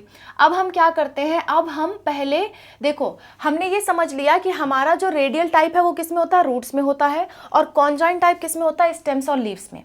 लेकिन अभी ये नहीं पढ़ा कि मोनोकॉट और डाइकॉट के रूट्स में क्या अंतर है, अभी ये नहीं पढ़ा कि मोनोकॉट स्टेम और डाइकॉट के स्टेम में क्या अंतर है, अभी ये भी नहीं पढ़ा कि मोनोकॉट के रूट और डाइकॉट के रूट में क्या अंतर है। अब हम वही पढ़ने जा रहे हैं, ठीक है। अब हम अपने मेन मुद्दे पे आए हैं, अब हम पढ़ने जा रहे हैं anatomy of dicot and monocot plants. इसमें हम डाइकॉट रूट देखेंगे, मोनोकॉट रूट देखेंगे, डाइकॉट स्टेम देखेंगे, मोनोकॉट स्टेम देखेंगे। इसी तरह से हम देखेंगे इसमें डाइकॉट लीव्स और हम क्या देखेंगे, मोनोकॉट लीव्स।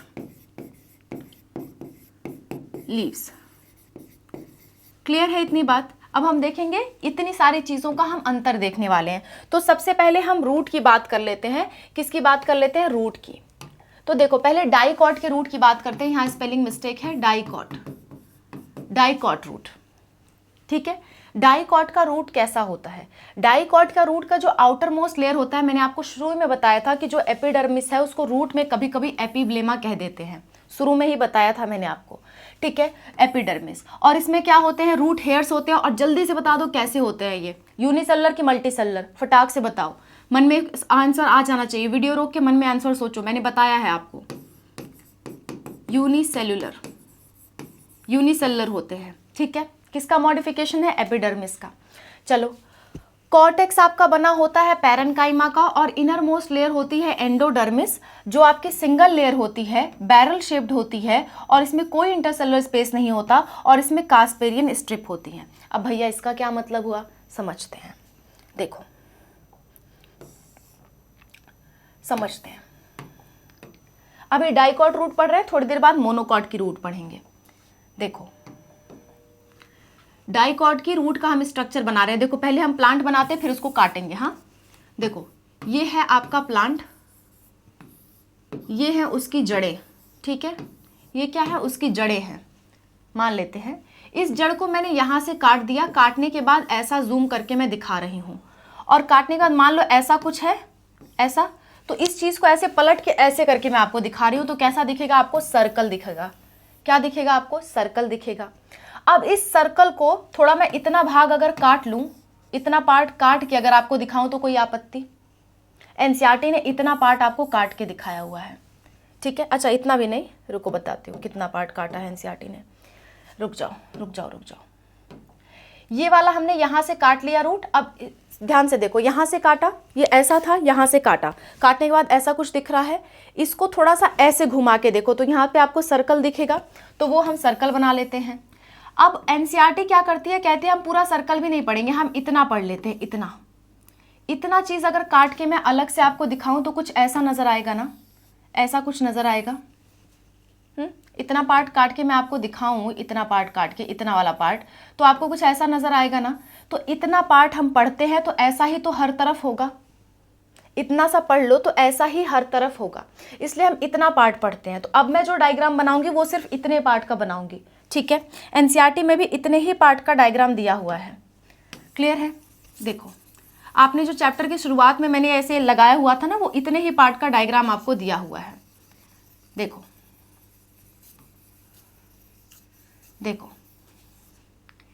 उतने ही पार्ट का हम डायग्राम देखेंगे। अब ऊपर की लेयर, सबसे ऊपर की लेयर जो है वो ऐसी कुछ है, और उसमें से रूट हेयर निकला हुआ है। इस लेयर को हम क्या कहते हैं, इस लेयर को हम कहते हैं एपिब्लेमा, मेरे साथ देखोगे तो अच्छे से ध्यान हो जाएगा। इस फिगर को जैसे जैसे मैं बना रही हूँ ध्यान से देखते जाओ। ध्यान से देखने से क्या होता है, कई बार आपको चीज़ें याद हो जाती हैं, और हमारे लिए याद करना ही तो मुश्किल की बात है, पढ़ तो सबको ही लेते हैं। इसके नीचे की तरफ ऐसे कुछ सेल्स होती हैं, और ये कैसी सेल्स है, पैरेन्काइमा सेल्स हैं। कैसी सेल्स हैं, पैरेन्काइमा, पैरेन्काइमा, ठीक है। इस सेल्स को हम कहते हैं कॉर्टेक्स।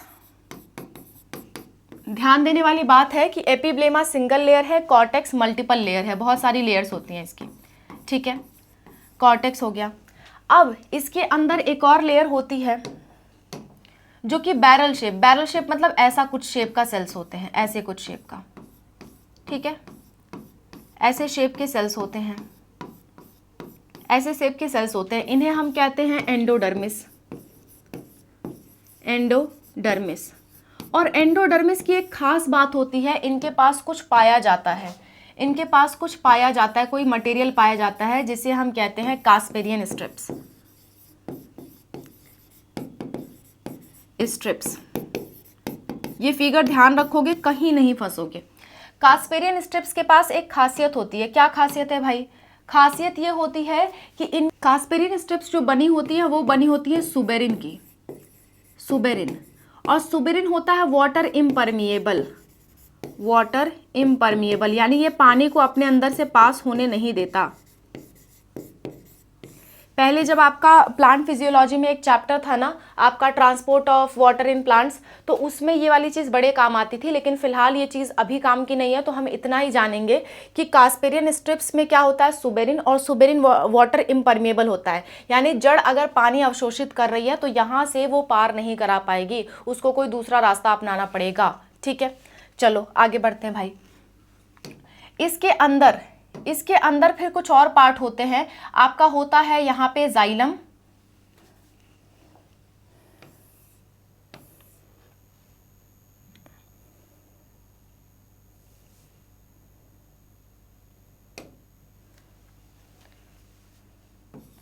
आपका होता है जाइलम, ऐसे ऐसे जाइलम होते हैं, ठीक है।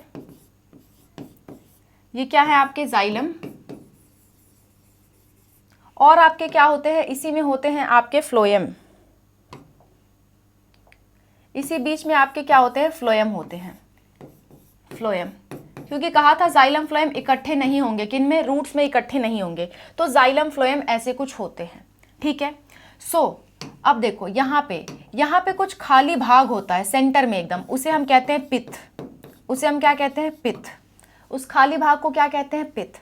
याद करो मैंने रूट्स का ऐसे लिया था, ऐसे का इतना पार्ट मैंने आपको दिखाया है, तो ये सेंटर में यहाँ पे क्या होता है, यहाँ पे होता है आपका पित्त, और इसके चारों तरफ क्या है, जाइलम फ्लोएम अरेंज है, जाइलम फ्लोएम अरेंज है। और फिर उसके चारों तरफ क्या है, उसके चारों तरफ है कॉर्टेक्स, उसके चारों तरफ क्या है, कॉर्टेक्स है। अच्छा ये वाला लाइन बनाना भूल गई, ये जो एंडोडर्मिस है, यहाँ पे है आपका एंडोडर्मिस, और उसके चारों तरफ कॉर्टेक्स है, और उसके चारों तरफ क्या है, आपकी एपिब्लेमा है, एपिब्लेमा। तो ऐसा कुछ स्ट्रक्चर चल रहा है जिसका इतना पार्ट हमने काट के निकाल के यहाँ रखा हुआ है, ठीक है। आई होप आपको समझ में आ रहा होगा। हम बहुत क्लीन फिगर अभी देखेंगे, कैसा क्लीन फिगर होता है। इतनी बात समझ में आ रही है। अब देखो ज़रा ध्यान से। अब अंदर की तरफ को हम स्टील कहते हैं, stele. All tissue inside the epidermis are called stele. उसमें क्या आएगा, पेरिसाइकल आएगा, वैस्कुलर बंडल आएगा, ठीक है, पित्त आएगा। पेरिसाइकल क्या होता है, जो एंडोडर्मिस हमने बनाया था उसके जस्ट नीचे, एक बार मैं फिर से आपको दिखाती हूँ। ये जो एंडोडर्मिस बनाया ना, इसके जस्ट नीचे कुछ सेल्स होती हैं, दूसरे कलर ले लेती हूँ मैं। इसके जस्ट नीचे कुछ सेल्स होती हैं, यहाँ पे, ठीक है। ये थोड़ा सा यहाँ इधर भी एक्सटेंड करती हैं, यहाँ पे ऐसे। तो ये आपकी बनाती है पेरिसाइकल, यानी कि एंडोडर्मिस के जस्ट नीचे।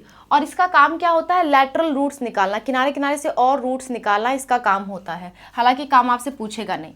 तो एंडोडर्मिस के नीचे जितना भी पार्ट आ रहा है वो आपका कहलाता है स्टील। तो उसमें क्या क्या आ गया, देखो भाई, पेरिसाइकल, जाइलम, फ्लोएम, पित्त, ये सब कुछ किस में आ गया, ये सब कुछ आपका स्टील कहलाएगा।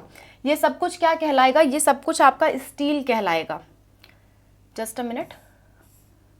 ये सब कुछ आपका क्या कहलाएगा, ये सब कुछ आपका स्टील कहलाएगा। पेरिसाइकल वैस्कुलर बंडल में कौन आ गया, xylem phloem, xylem and phloem. अभी हम लास्ट में रिवाइज करेंगे ना, आपको सब क्लियर होगा, चिंता मत करो। और पित्त, ये सारी चीजें मिला करके हम क्या कहते हैं, स्टील कहते हैं। अब और भी चीजें खासियत होती है डाइकॉट स्टेम में, सॉरी डाइकॉट रूट में। क्या होता है, उसका पित्त बहुत ही छोटा होता है, इनकंस्पिशियस मतलब दिखता ही नहीं है, बहुत छोटा सा होता है। कंजक्टिव टिश्यू इसमें होती हैं, यानी कि parenchymatous cells which lie between xylem and phloem, उसे हम कंजक्टिव टिश्यू कहते हैं। जैसे यहाँ पे हमने देखा, थोड़ा और हम मतलब देखते हैं इसमें। देखो ये आपके जाइलम है, ये फ्लोएम है, ये जाइलम है, ये फ्लोएम है। अब यहाँ पे कुछ और सेल्स होती हैं, कुछ और सेल्स यहाँ पे होती हैं, इन्हें हम कहते हैं कंजक्टिव टिश्यू। कुछ और सेल्स यहाँ होती हैं जिन्हें हम कहते हैं कंजक्टिव टिश्यू। ठीक है, वही चीज़ यहाँ पे दे रखा है, बस शब्दों का खेल है बच्चों, शब्दों का खेल है। कुछ कुछ शब्द हमें याद रखने होते हैं। ज़्यादातर 4 xylem and phloem patch present होते हैं किसमें, डाइकॉट स्टेम की, डाइकॉट रूट की यहाँ बात हो रही है, डाइकॉट रूट। आई नो ये आपको कलर विजिबल नहीं हो रहा है, पर डाइकॉट रूट, ठीक है। Later on cambium develops between them, आगे चल करके कैम्बियम डेवलप हो जाता है। इतनी बातें क्लियर है। अब हम बात करेंगे मतलब मोनोकॉट रूट की, फिर उसका कंपैरिजन देखेंगे। ये बिल्कुल same to same dicot root की तरह होता है, जैसे हमने ऊपर लेयर बनाई वो सब कुछ सेम रहेगा। लेकिन मोनोकॉट में 6 जाइलम बंडल होते हैं, उसमें 4 होते थे, इसमें 6 होते हैं। और इसका पित्त जो होता है वो बड़ा होता है, लार्ज होता है, लार्ज पित्त होता है, ठीक है। और इसमें कोई सेकेंडरी ग्रोथ नहीं होती। अब हम एक बार कंपैरिजन देख लेते हैं, ध्यान से देखो कंपैरिजन। यहाँ पे देखो, ये है आपका मोनोकॉट रूट, और ये है आपका डाइकॉट रूट, ठीक है।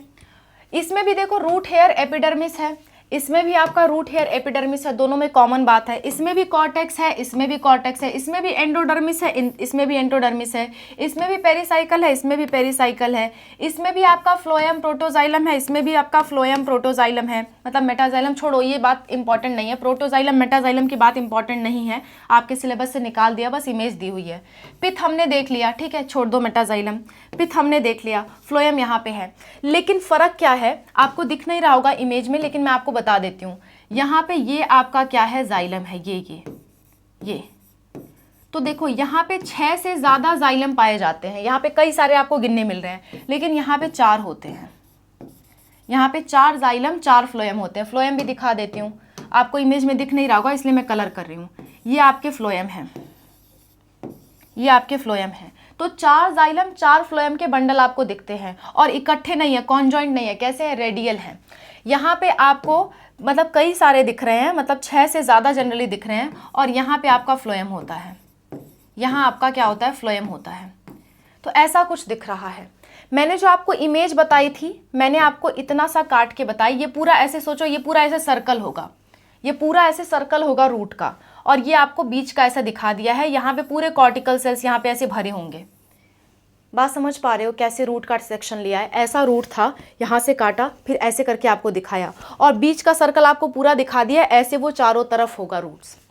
बात समझ में आ रही है? ऐसे ही डाइकॉट का भी होगा।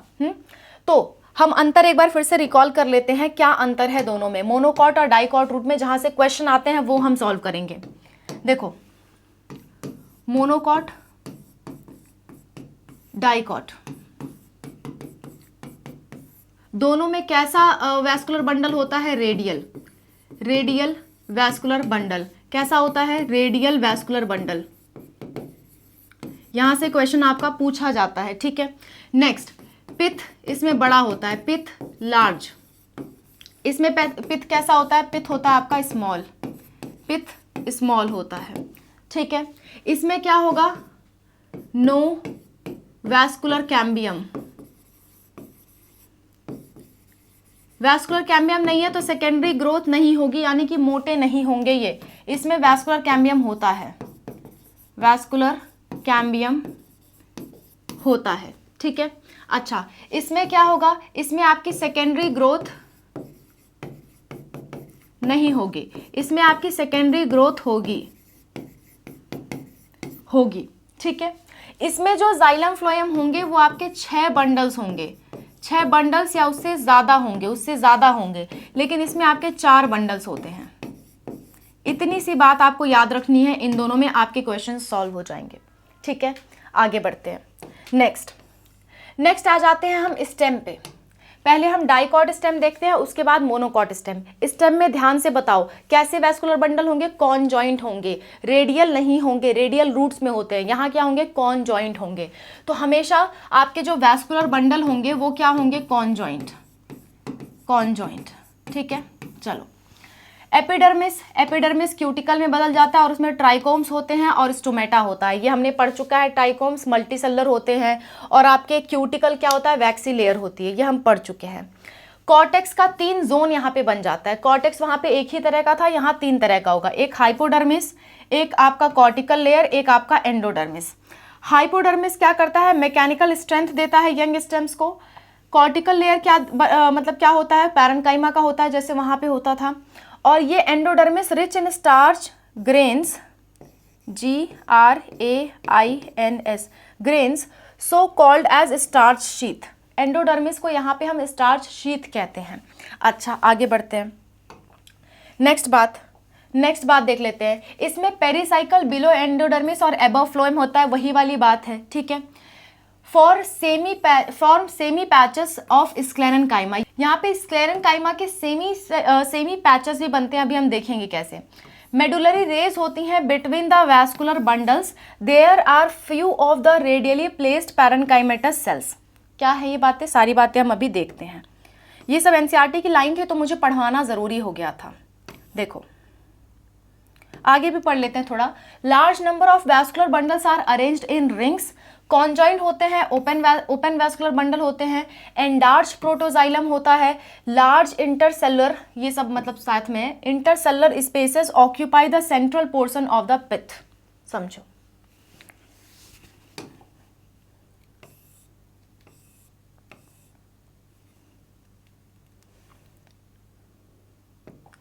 जरा इस फिगर को ध्यान से देखो। ये फिगर आपका नीचे वाला है मोनोकॉट स्टेम का, ये है आपका मोनोकॉट स्टेम,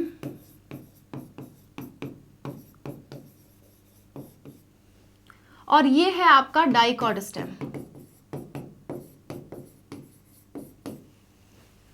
तो अभी हमने डाइकॉट की बात की, डाइकॉट को देखेंगे। बाहर की तरफ क्या है, बाहर की तरफ है आपका एपिडर्मल हेयर, जिसे आप ट्राइकोम कहोगे, ट्राइकोम।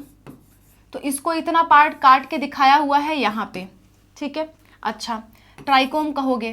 फिर आपका एपिडर्मिस होता है, आपका हाइपोडर्मिस होता है, पैरेन्काइमा जो कि आपकी कॉर्टिकल लेयर है, एंडोडर्मिस होगा, पेरिसाइकल होगा, वैस्कुलर बंडल होंगी, और वैस्कुलर बंडल के बीच में होती है मेडुलरी रेज, और बीच में क्या होती है, पिथ। ध्यान दो, अब हम खुद से अपना फिगर बनाते हैं ताकि हमें समझ में आए। ध्यान से देखो, ये हमने बना दिया पेड़, ये हमने क्या बना दिया, डाइकॉट का प्लांट बना दिया। क्लियर है। अच्छा, अब हमने क्या किया, इसकी स्टेम को यहाँ से काट दिया, यहाँ से काट दिया। काटने के बाद कैसा दिखाई देगा, ऐसे सर्कल दिखाई देगा। ठीक, इस सर्कल को एक बार हम ध्यान से देखें तो ऐसा कुछ इसमें, मैंने अभी अभी आपको बताया था, ऐसा कुछ वैस्कुलर बंडल्स होते हैं। अब अगर मैं इसको थोड़ा सा जूम करके बताऊं तो ऐसा मैं बनाऊंगी, और बाहर की तरफ कुछ सेल्स होंगे। बाहर की तरफ क्या होगा, एपिडर्मिस होगा आपका। बाहर की तरफ क्या होगा, एपिडर्मिस, है ना। मैं बना के आपको इसलिए दिखा रही हूँ ताकि आपको याद हो जाए सारी चीज़ें। और यहाँ से कई सेल्स की क्या निकली होंगी, ट्राइकोम्स निकले होंगे। कई सेल्स के क्या निकले होंगे, ट्राइकोम्स। ये हैं आपके ट्राइकोम्स, और ये क्या है, एपिडर्मिस। ठीक है, एपिडर्मिस। एपिडर्मिस के नीचे कॉर्टेक्स होना चाहिए, लेकिन कॉर्टेक्स यहाँ पे 3 पार्ट में डिवाइडेड है। कॉर्टेक्स कितने पार्ट में डिवाइडेड है, कॉर्टेक्स यहाँ पे आपकी 3 पार्ट में डिवाइडेड है। देखो यहाँ पे कॉर्टेक्स जो है वो 3 जोन्स में डिवाइडेड है। एक तो आपका आउटर जो कि होगा हाइपोडर्मिस, और किसका, ये क्या करेगा, मैकेनिकल स्ट्रेंथ देता है, मतलब मजबूती देता है स्टेम्स को। और नीचे होता है आपका कॉर्टिकल लेयर जो कि आपके पैरेन्काइमा का बना होता है, जैसे कि रूट्स में था। एंडोडर्मिस, यहाँ पे स्टार्च ग्रेन्स इसके पास होते हैं ताकि वो फूड स्टोर कर सके। अब देखो, वापस आ जाते हैं यहाँ पे। तो इसके नीचे हम क्या बना लेंगे, इसके नीचे एक लेयर बना लेते हैं जो कि होगी आपकी हाइपोडर्मिस की। मैं ऐसे गूंज दे रही हूँ ताकि काम जल्दी हो जाए, है ना। इसको आप क्या समझ लेना, इसको आप समझ लेना हाइपोडर्मिस, हाइपोडर्मिस, ठीक है। हाइपोडर्मिस के बाद क्या होती है, कॉर्टिकल लेयर्स होती हैं बहुत सारी सेल्स की, क्या होती हैं, कॉर्टिकल लेयर्स, ठीक है।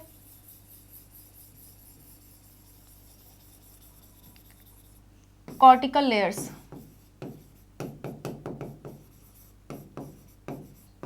कॉर्टिकल लेयर, ठीक है।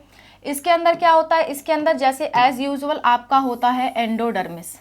क्या होता है भाई, ये होता है एंडोडर्मिस, जैसे कि रूट्स में था, ठीक है, एंडोडर्मिस। इस एंडोडर्मिस के पास स्टार्च ग्रेन्स होते हैं, इस एंडोडर्मिस के पास क्या होते हैं, स्टार्च ग्रेन होते हैं, इसलिए इसको स्टार्च शीथ कहते हैं। आपसे क्वेश्चन यहां से पूछा जा सकता है, स्टार्च शीथ क्या होता है, स्टार्च शीथ बता दो क्या होता है। स्टार्च शीथ होता है आपका एंडोडर्मिस यहाँ पे, ठीक है, और सिंगल लेयर यहाँ पे भी होगा। अब यहाँ पे क्या होते हैं, वैस्कुलर बंडल्स होते हैं। यहाँ पे क्या है आपके वैस्कुलर बंडल्स, और कैसे हैं, कॉन्जॉइंट, यानी कि ऊपर की तरफ आपका क्या है फ्लोएम और नीचे की तरफ क्या है जाइलम। ये मैं आपको बता चुकी हूँ अभी कुछ देर पहले ही, तो ये वही वाला डायग्राम मैं फिर से बना रही हूँ, ठीक है। अच्छा, अब इनके बीच में भी कुछ प्रेजेंट होगा ना, ऐसा तो नहीं है यहाँ खाली होगा, यहाँ कुछ तो प्रेजेंट होगा।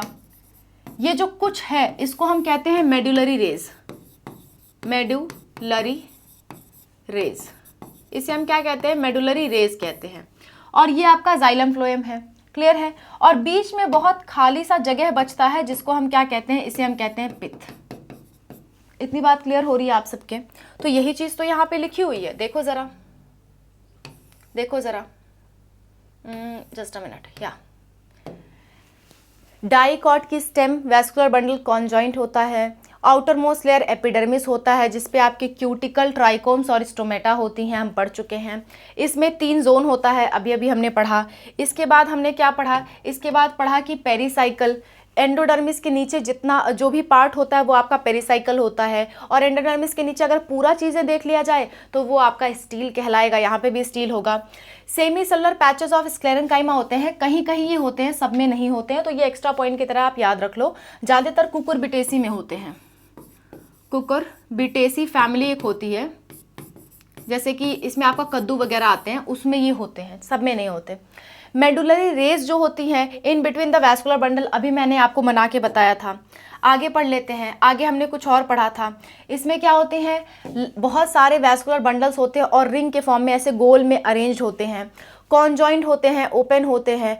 एंडार्च प्रोटोजाइलम होता है, देखो ये थोड़ा सा चीज़ आप याद रखो कि स्टेम में एंडार्च होता है, एंडार्च, और जो आपका रूट होता है उसमें एग्जार्च होता है।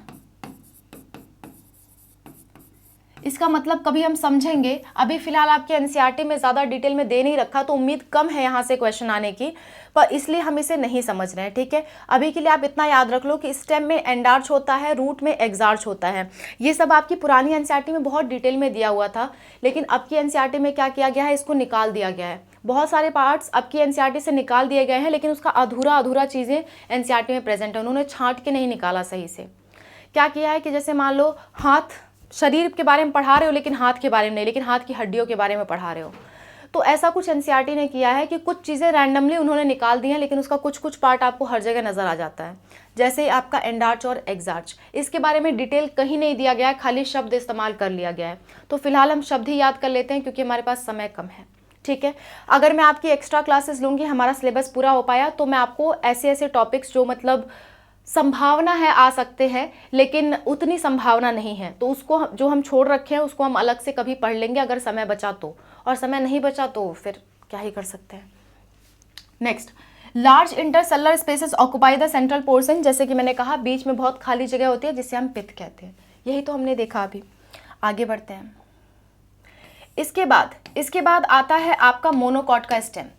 मोनोकॉट का स्टेम में जो हाइपोडर्मिस होता है वो स्क्लेरेंकाइमेटस होता है। वहाँ कैसा था, वहाँ कॉलेनकाइमेटस था, यहाँ कैसा है, स्क्लेरेंकाइमेटस है। ये बात आपको ध्यान रखनी है, वहाँ आपका कॉलेनकाइमेटस था, यहाँ स्क्लेरेंकाइमेटस। और स्क्लेरेंकाइमेटस क्या होते हैं, डेड होते हैं, मैंने आपको बताया था। स्क्लेरेनकाइमेटस डेड होते हैं, इस बात का आपको ध्यान रहे। यहाँ वैस्कुलर बंडल ऐसे बिखरे हुए होते हैं, ठीक है। Each vascular bundle is surrounded by sclerenchymatous bundle sheath, ये भी अभी हम देखेंगे, ये सब एक ही में है। हाँ, कॉन्जॉइंट क्लोज्ड बंडल्स होते हैं। Peripheral vascular bundles are smaller than central, और फ्लोएम पैरेन्काइमा इज एब्सेंट। चलो देखो, ये वाला है आपका मोनोकॉट स्टेम का स्ट्रक्चर। इस वाले स्ट्रक्चर को हम थोड़ा बनाते हैं, खुद से बनाते हैं, तब हमें समझ में आता है। देखो ज़रा, देखो ज़रा, ध्यान देना, ऐसा कुछ बना हुआ था। मोनोकॉट का स्टेम हमने बीच से काट के ऐसा सर्कल लिया है। इसमें क्या होते हैं, ऐसे वैस्कुलर बंडल कॉन्जॉइंट तो होते हैं, मतलब आधा जाइलम है आधा फ्लोएम तो है, लेकिन किनारे किनारे जाते वक्त ये जाइलम फ्लोएम थोड़े छोटे हो जाते हैं, साइज में छोटे हो जाते हैं। साइज में क्या हो जाते हैं, छोटे हो जाते हैं किनारे तक जाते जाते। अच्छा भैया, और ऐसे रैंडमली होते हैं, रिंग के फॉर्म में नहीं होते। वहाँ पे क्या था, डाइकॉट स्टेम में क्या था, ऐसे एक किनारे से प्रेजेंट थे, एक किनारे से ऐसे थे, एक किनारे से ऐसे थे, और एक रिंग जैसा बना रहे थे कुछ। लेकिन यहाँ पे ऐसा नहीं है, यहाँ पे ऐसे बिखरे पड़े हैं बेचारे, ठीक। अच्छा,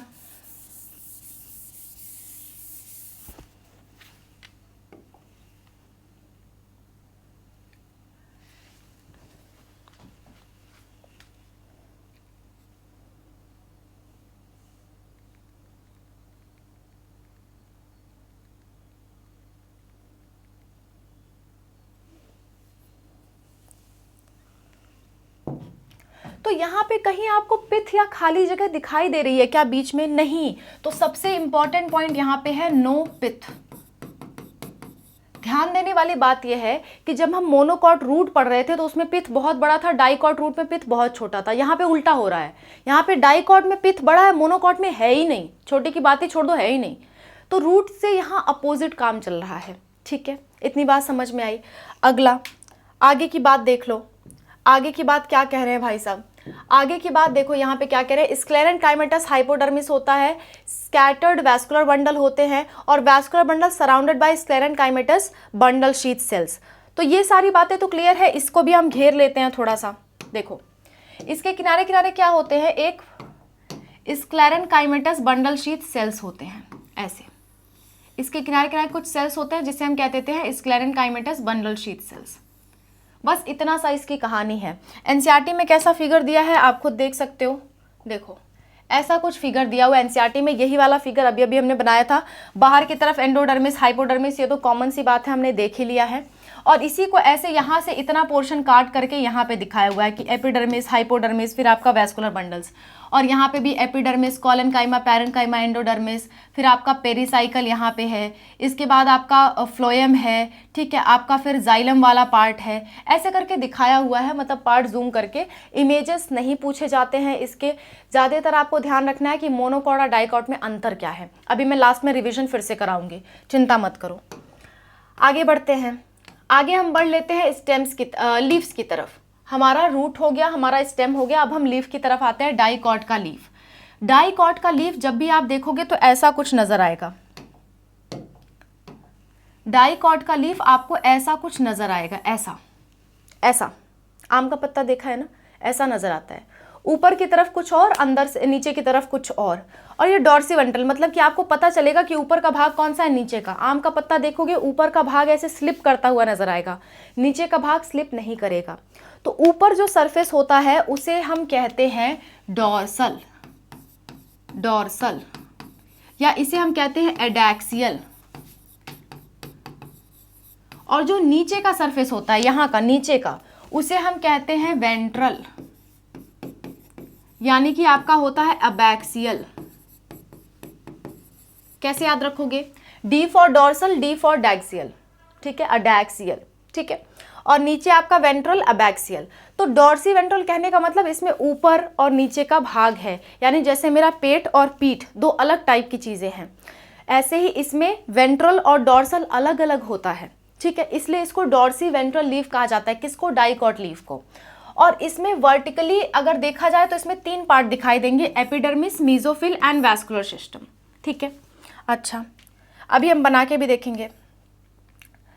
वैस्कुलर सिस्टम की अगर इसमें बात करें तो include vascular bundle, vascular bundle, size of यहाँ पे थोड़ा स्टूडेंट ने गैप कर दिया है। Size of vascular bundle depend on size of veins.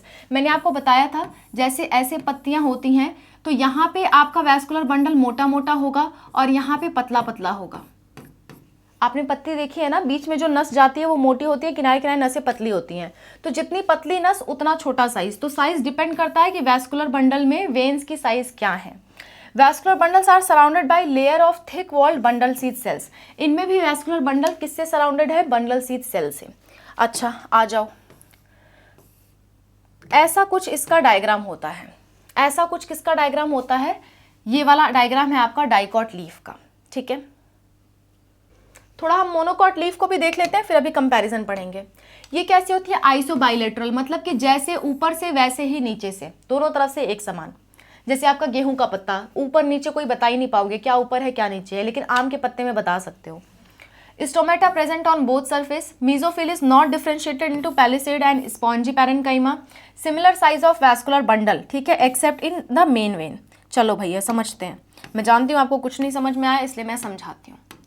देखो देखो देखो देखो, डाइकॉट, अभी रिवीजन कराऊंगी ना, सब समझ में आएगा, थोड़ा सा पेशेंस रखो। ये मोनोकॉट, किसकी बात हो रही है? पत्तियों की बात हो रही है। डाइकॉट की पत्ती कुछ ऐसे नजर आती है, ऐसे ऐसे, ठीक है। मोनोकॉट की पत्तियां कुछ ऐसे नजर आती हैं और इसमें ऐसे ऐसे नसें होती हैं, ठीक है।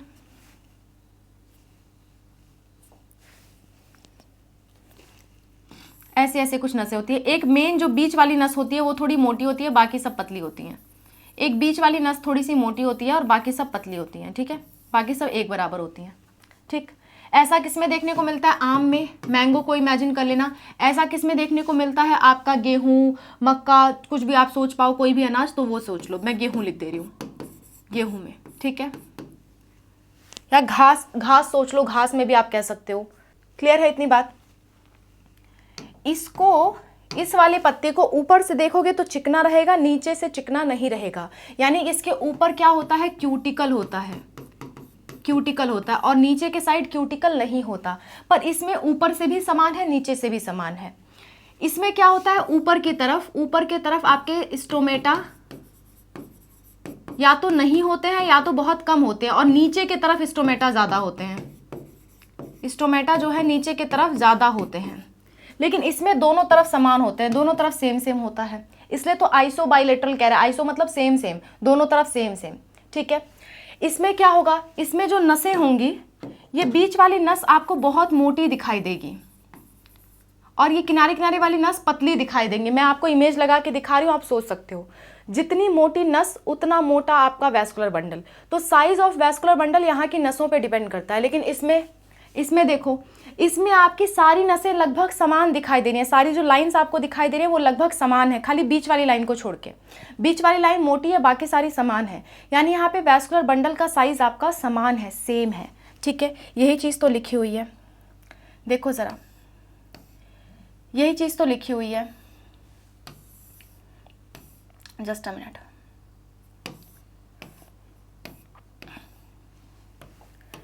देखो, include vascular bundle, size of vascular bundle depend on size of veins.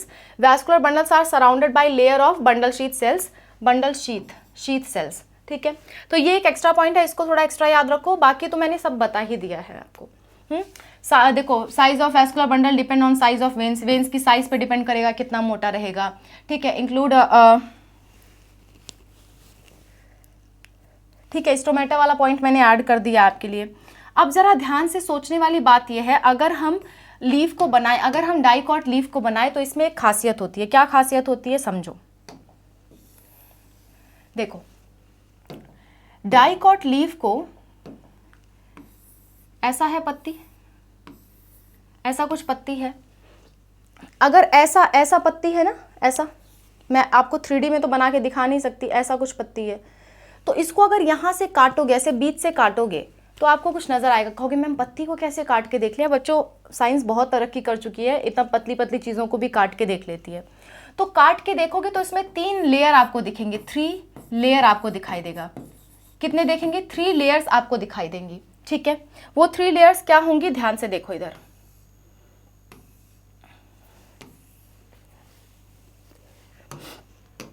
एक होगा आपका एपिडर्मिस, फिर होगा आपका मेसोफिल सेल्स, फिर होगा आपका वैस्कुलर सिस्टम।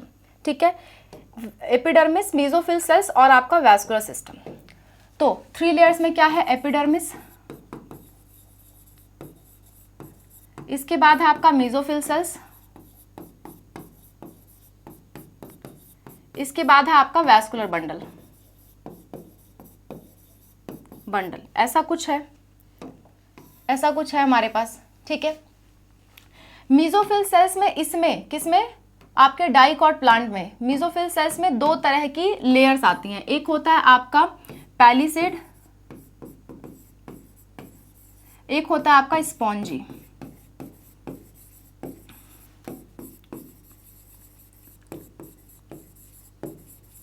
और ये होता है आपका पैलिसेड पैरेन्काइमा।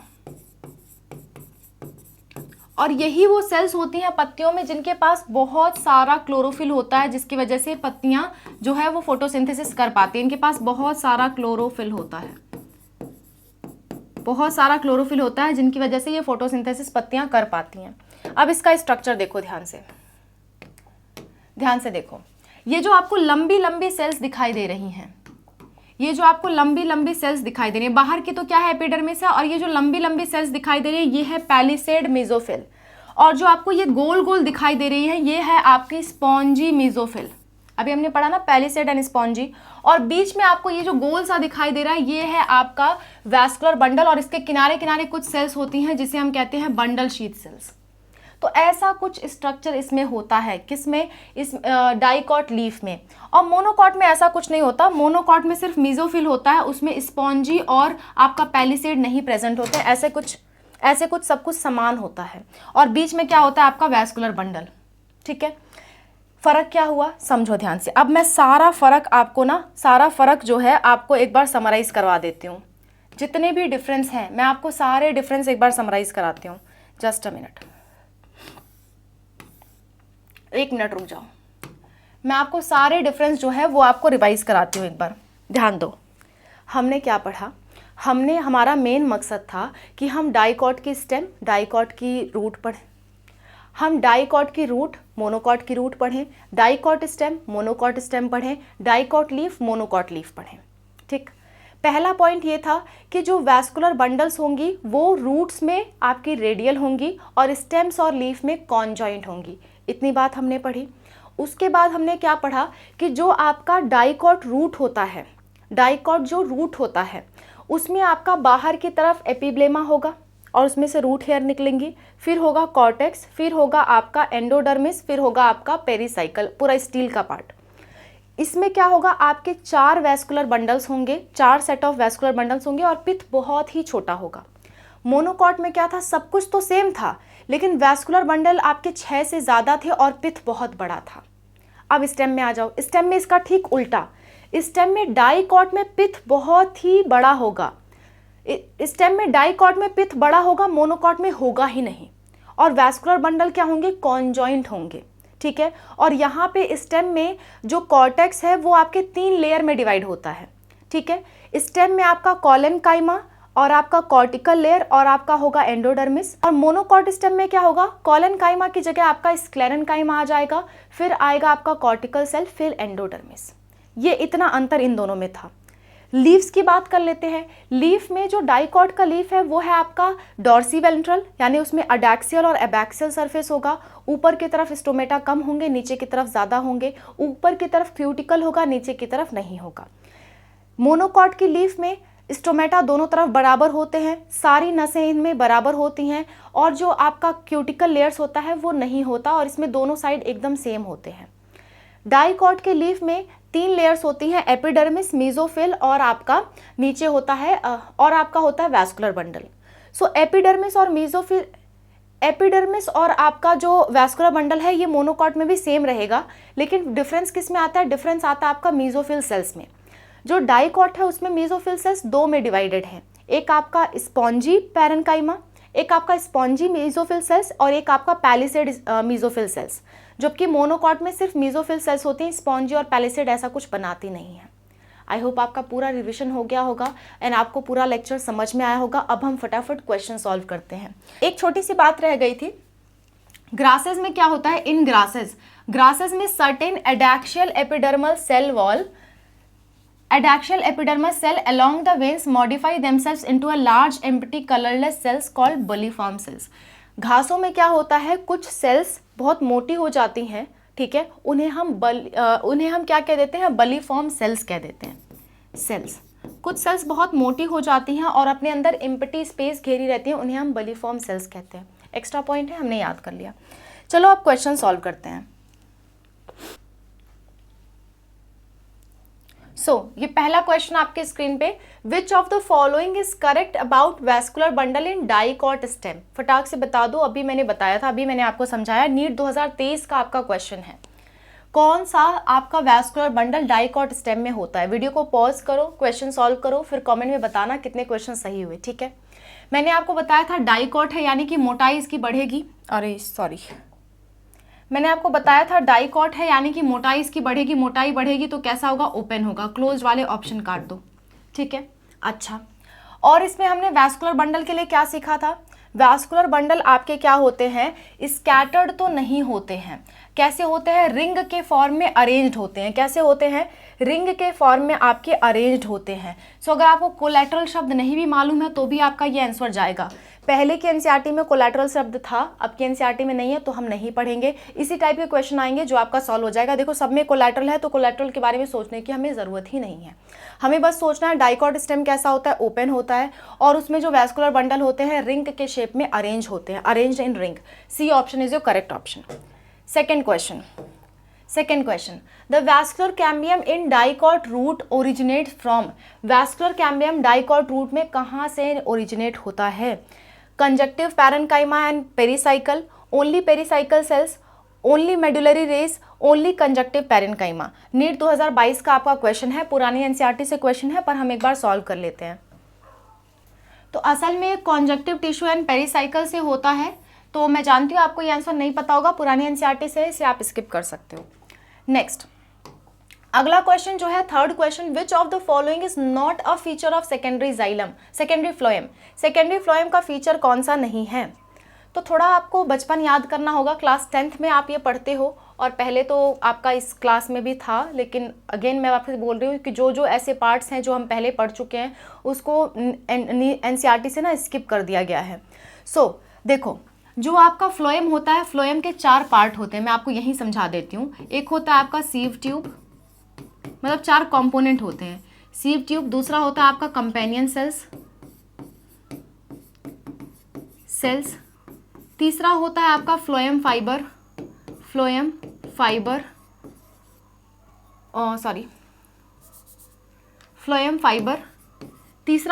चौथा होता है आपका फ्लोएम पैरेन्काइमा।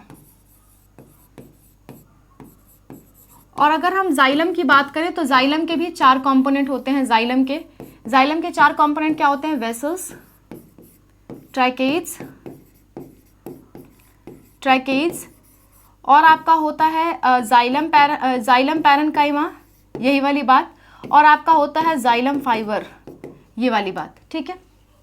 अच्छा, तो पूछा गया है फ्लोएम का कौन सा पार्ट नहीं है, तो वेसल्स फ्लोएम का पार्ट नहीं होगा, क्योंकि वेसल्स किसका पार्ट होता है? जाइलम का पार्ट होता है। Answer number C is your, option number C is your correct answer. अगला क्वेश्चन, मैं जानती हूँ ये क्वेश्चन आपको नहीं आ रहा होगा, पिछला वाला, क्योंकि हमने पढ़ा ही नहीं, वो हमारी एनसीईआरटी से बाहर है, नीट 2021 का क्वेश्चन था। Which of the following tissue provides mechanical support to the growing parts of plant such as young stem and petioles. कौन सहारा देता है? अभी हमने एक छोटी सी लाइन इसके बारे में पढ़ी थी, ध्यान दो और याद करने की कोशिश करो, नीट 2017 का क्वेश्चन है। इसका आंसर जाता है आपका कोलेनकाइमा। याद करो, मैंने कहा था अभी आपसे, आप पीछे करके देख लेना, अभी मैं आपको दिखा देती हूँ, चलो दिखाई देती हूँ। देखो, यहाँ हमने पढ़ा था, एक एक चीज पे गौर करना होता है ना। जस्ट अ मिनट, मैं आपको दिखा देती हूँ।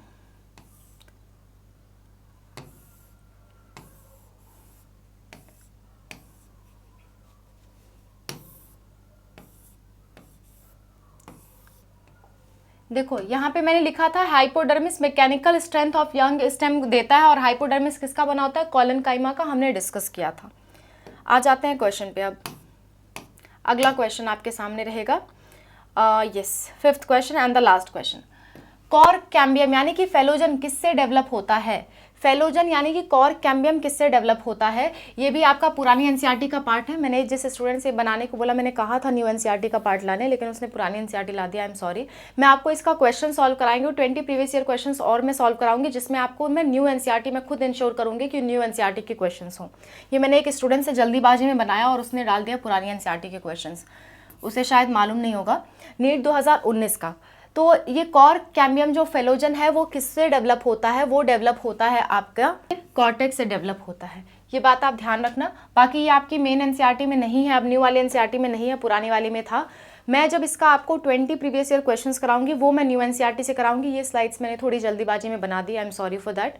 सो मैं आपको जो आने वाले 20 क्वेश्चंस कराऊंगी प्रीवियस ईयर क्वेश्चंस, वो आपके न्यू एनसीईआरटी से होंगे, ठीक है। तो आज की वीडियो में बस इतना ही। That's all. Thank you so much for watching dear students. I hope this video was helpful for you. Theory तो आपको पूरी समझ में आई होगी। थ्योरी जितना मैंने पढ़ाया उतना ही न्यू एनसीईआरटी में, उससे कुछ भी एक्स्ट्रा नहीं है। तो आप उस थ्योरी को रिवाइज कर सकते हो और एक बार घर जाके एनसीईआरटी ज़रूर पढ़ो, और बाद में जो मैं प्रीवियस ईयर क्वेश्चन सॉल्व कराती हूँ उसे आप ज़रूर सॉल्व करो, आपको उससे काफ़ी हेल्प मिलेगी। That's all. Thank you so much for watching. Bye, take care, wish you all the best for whatever you are going to do.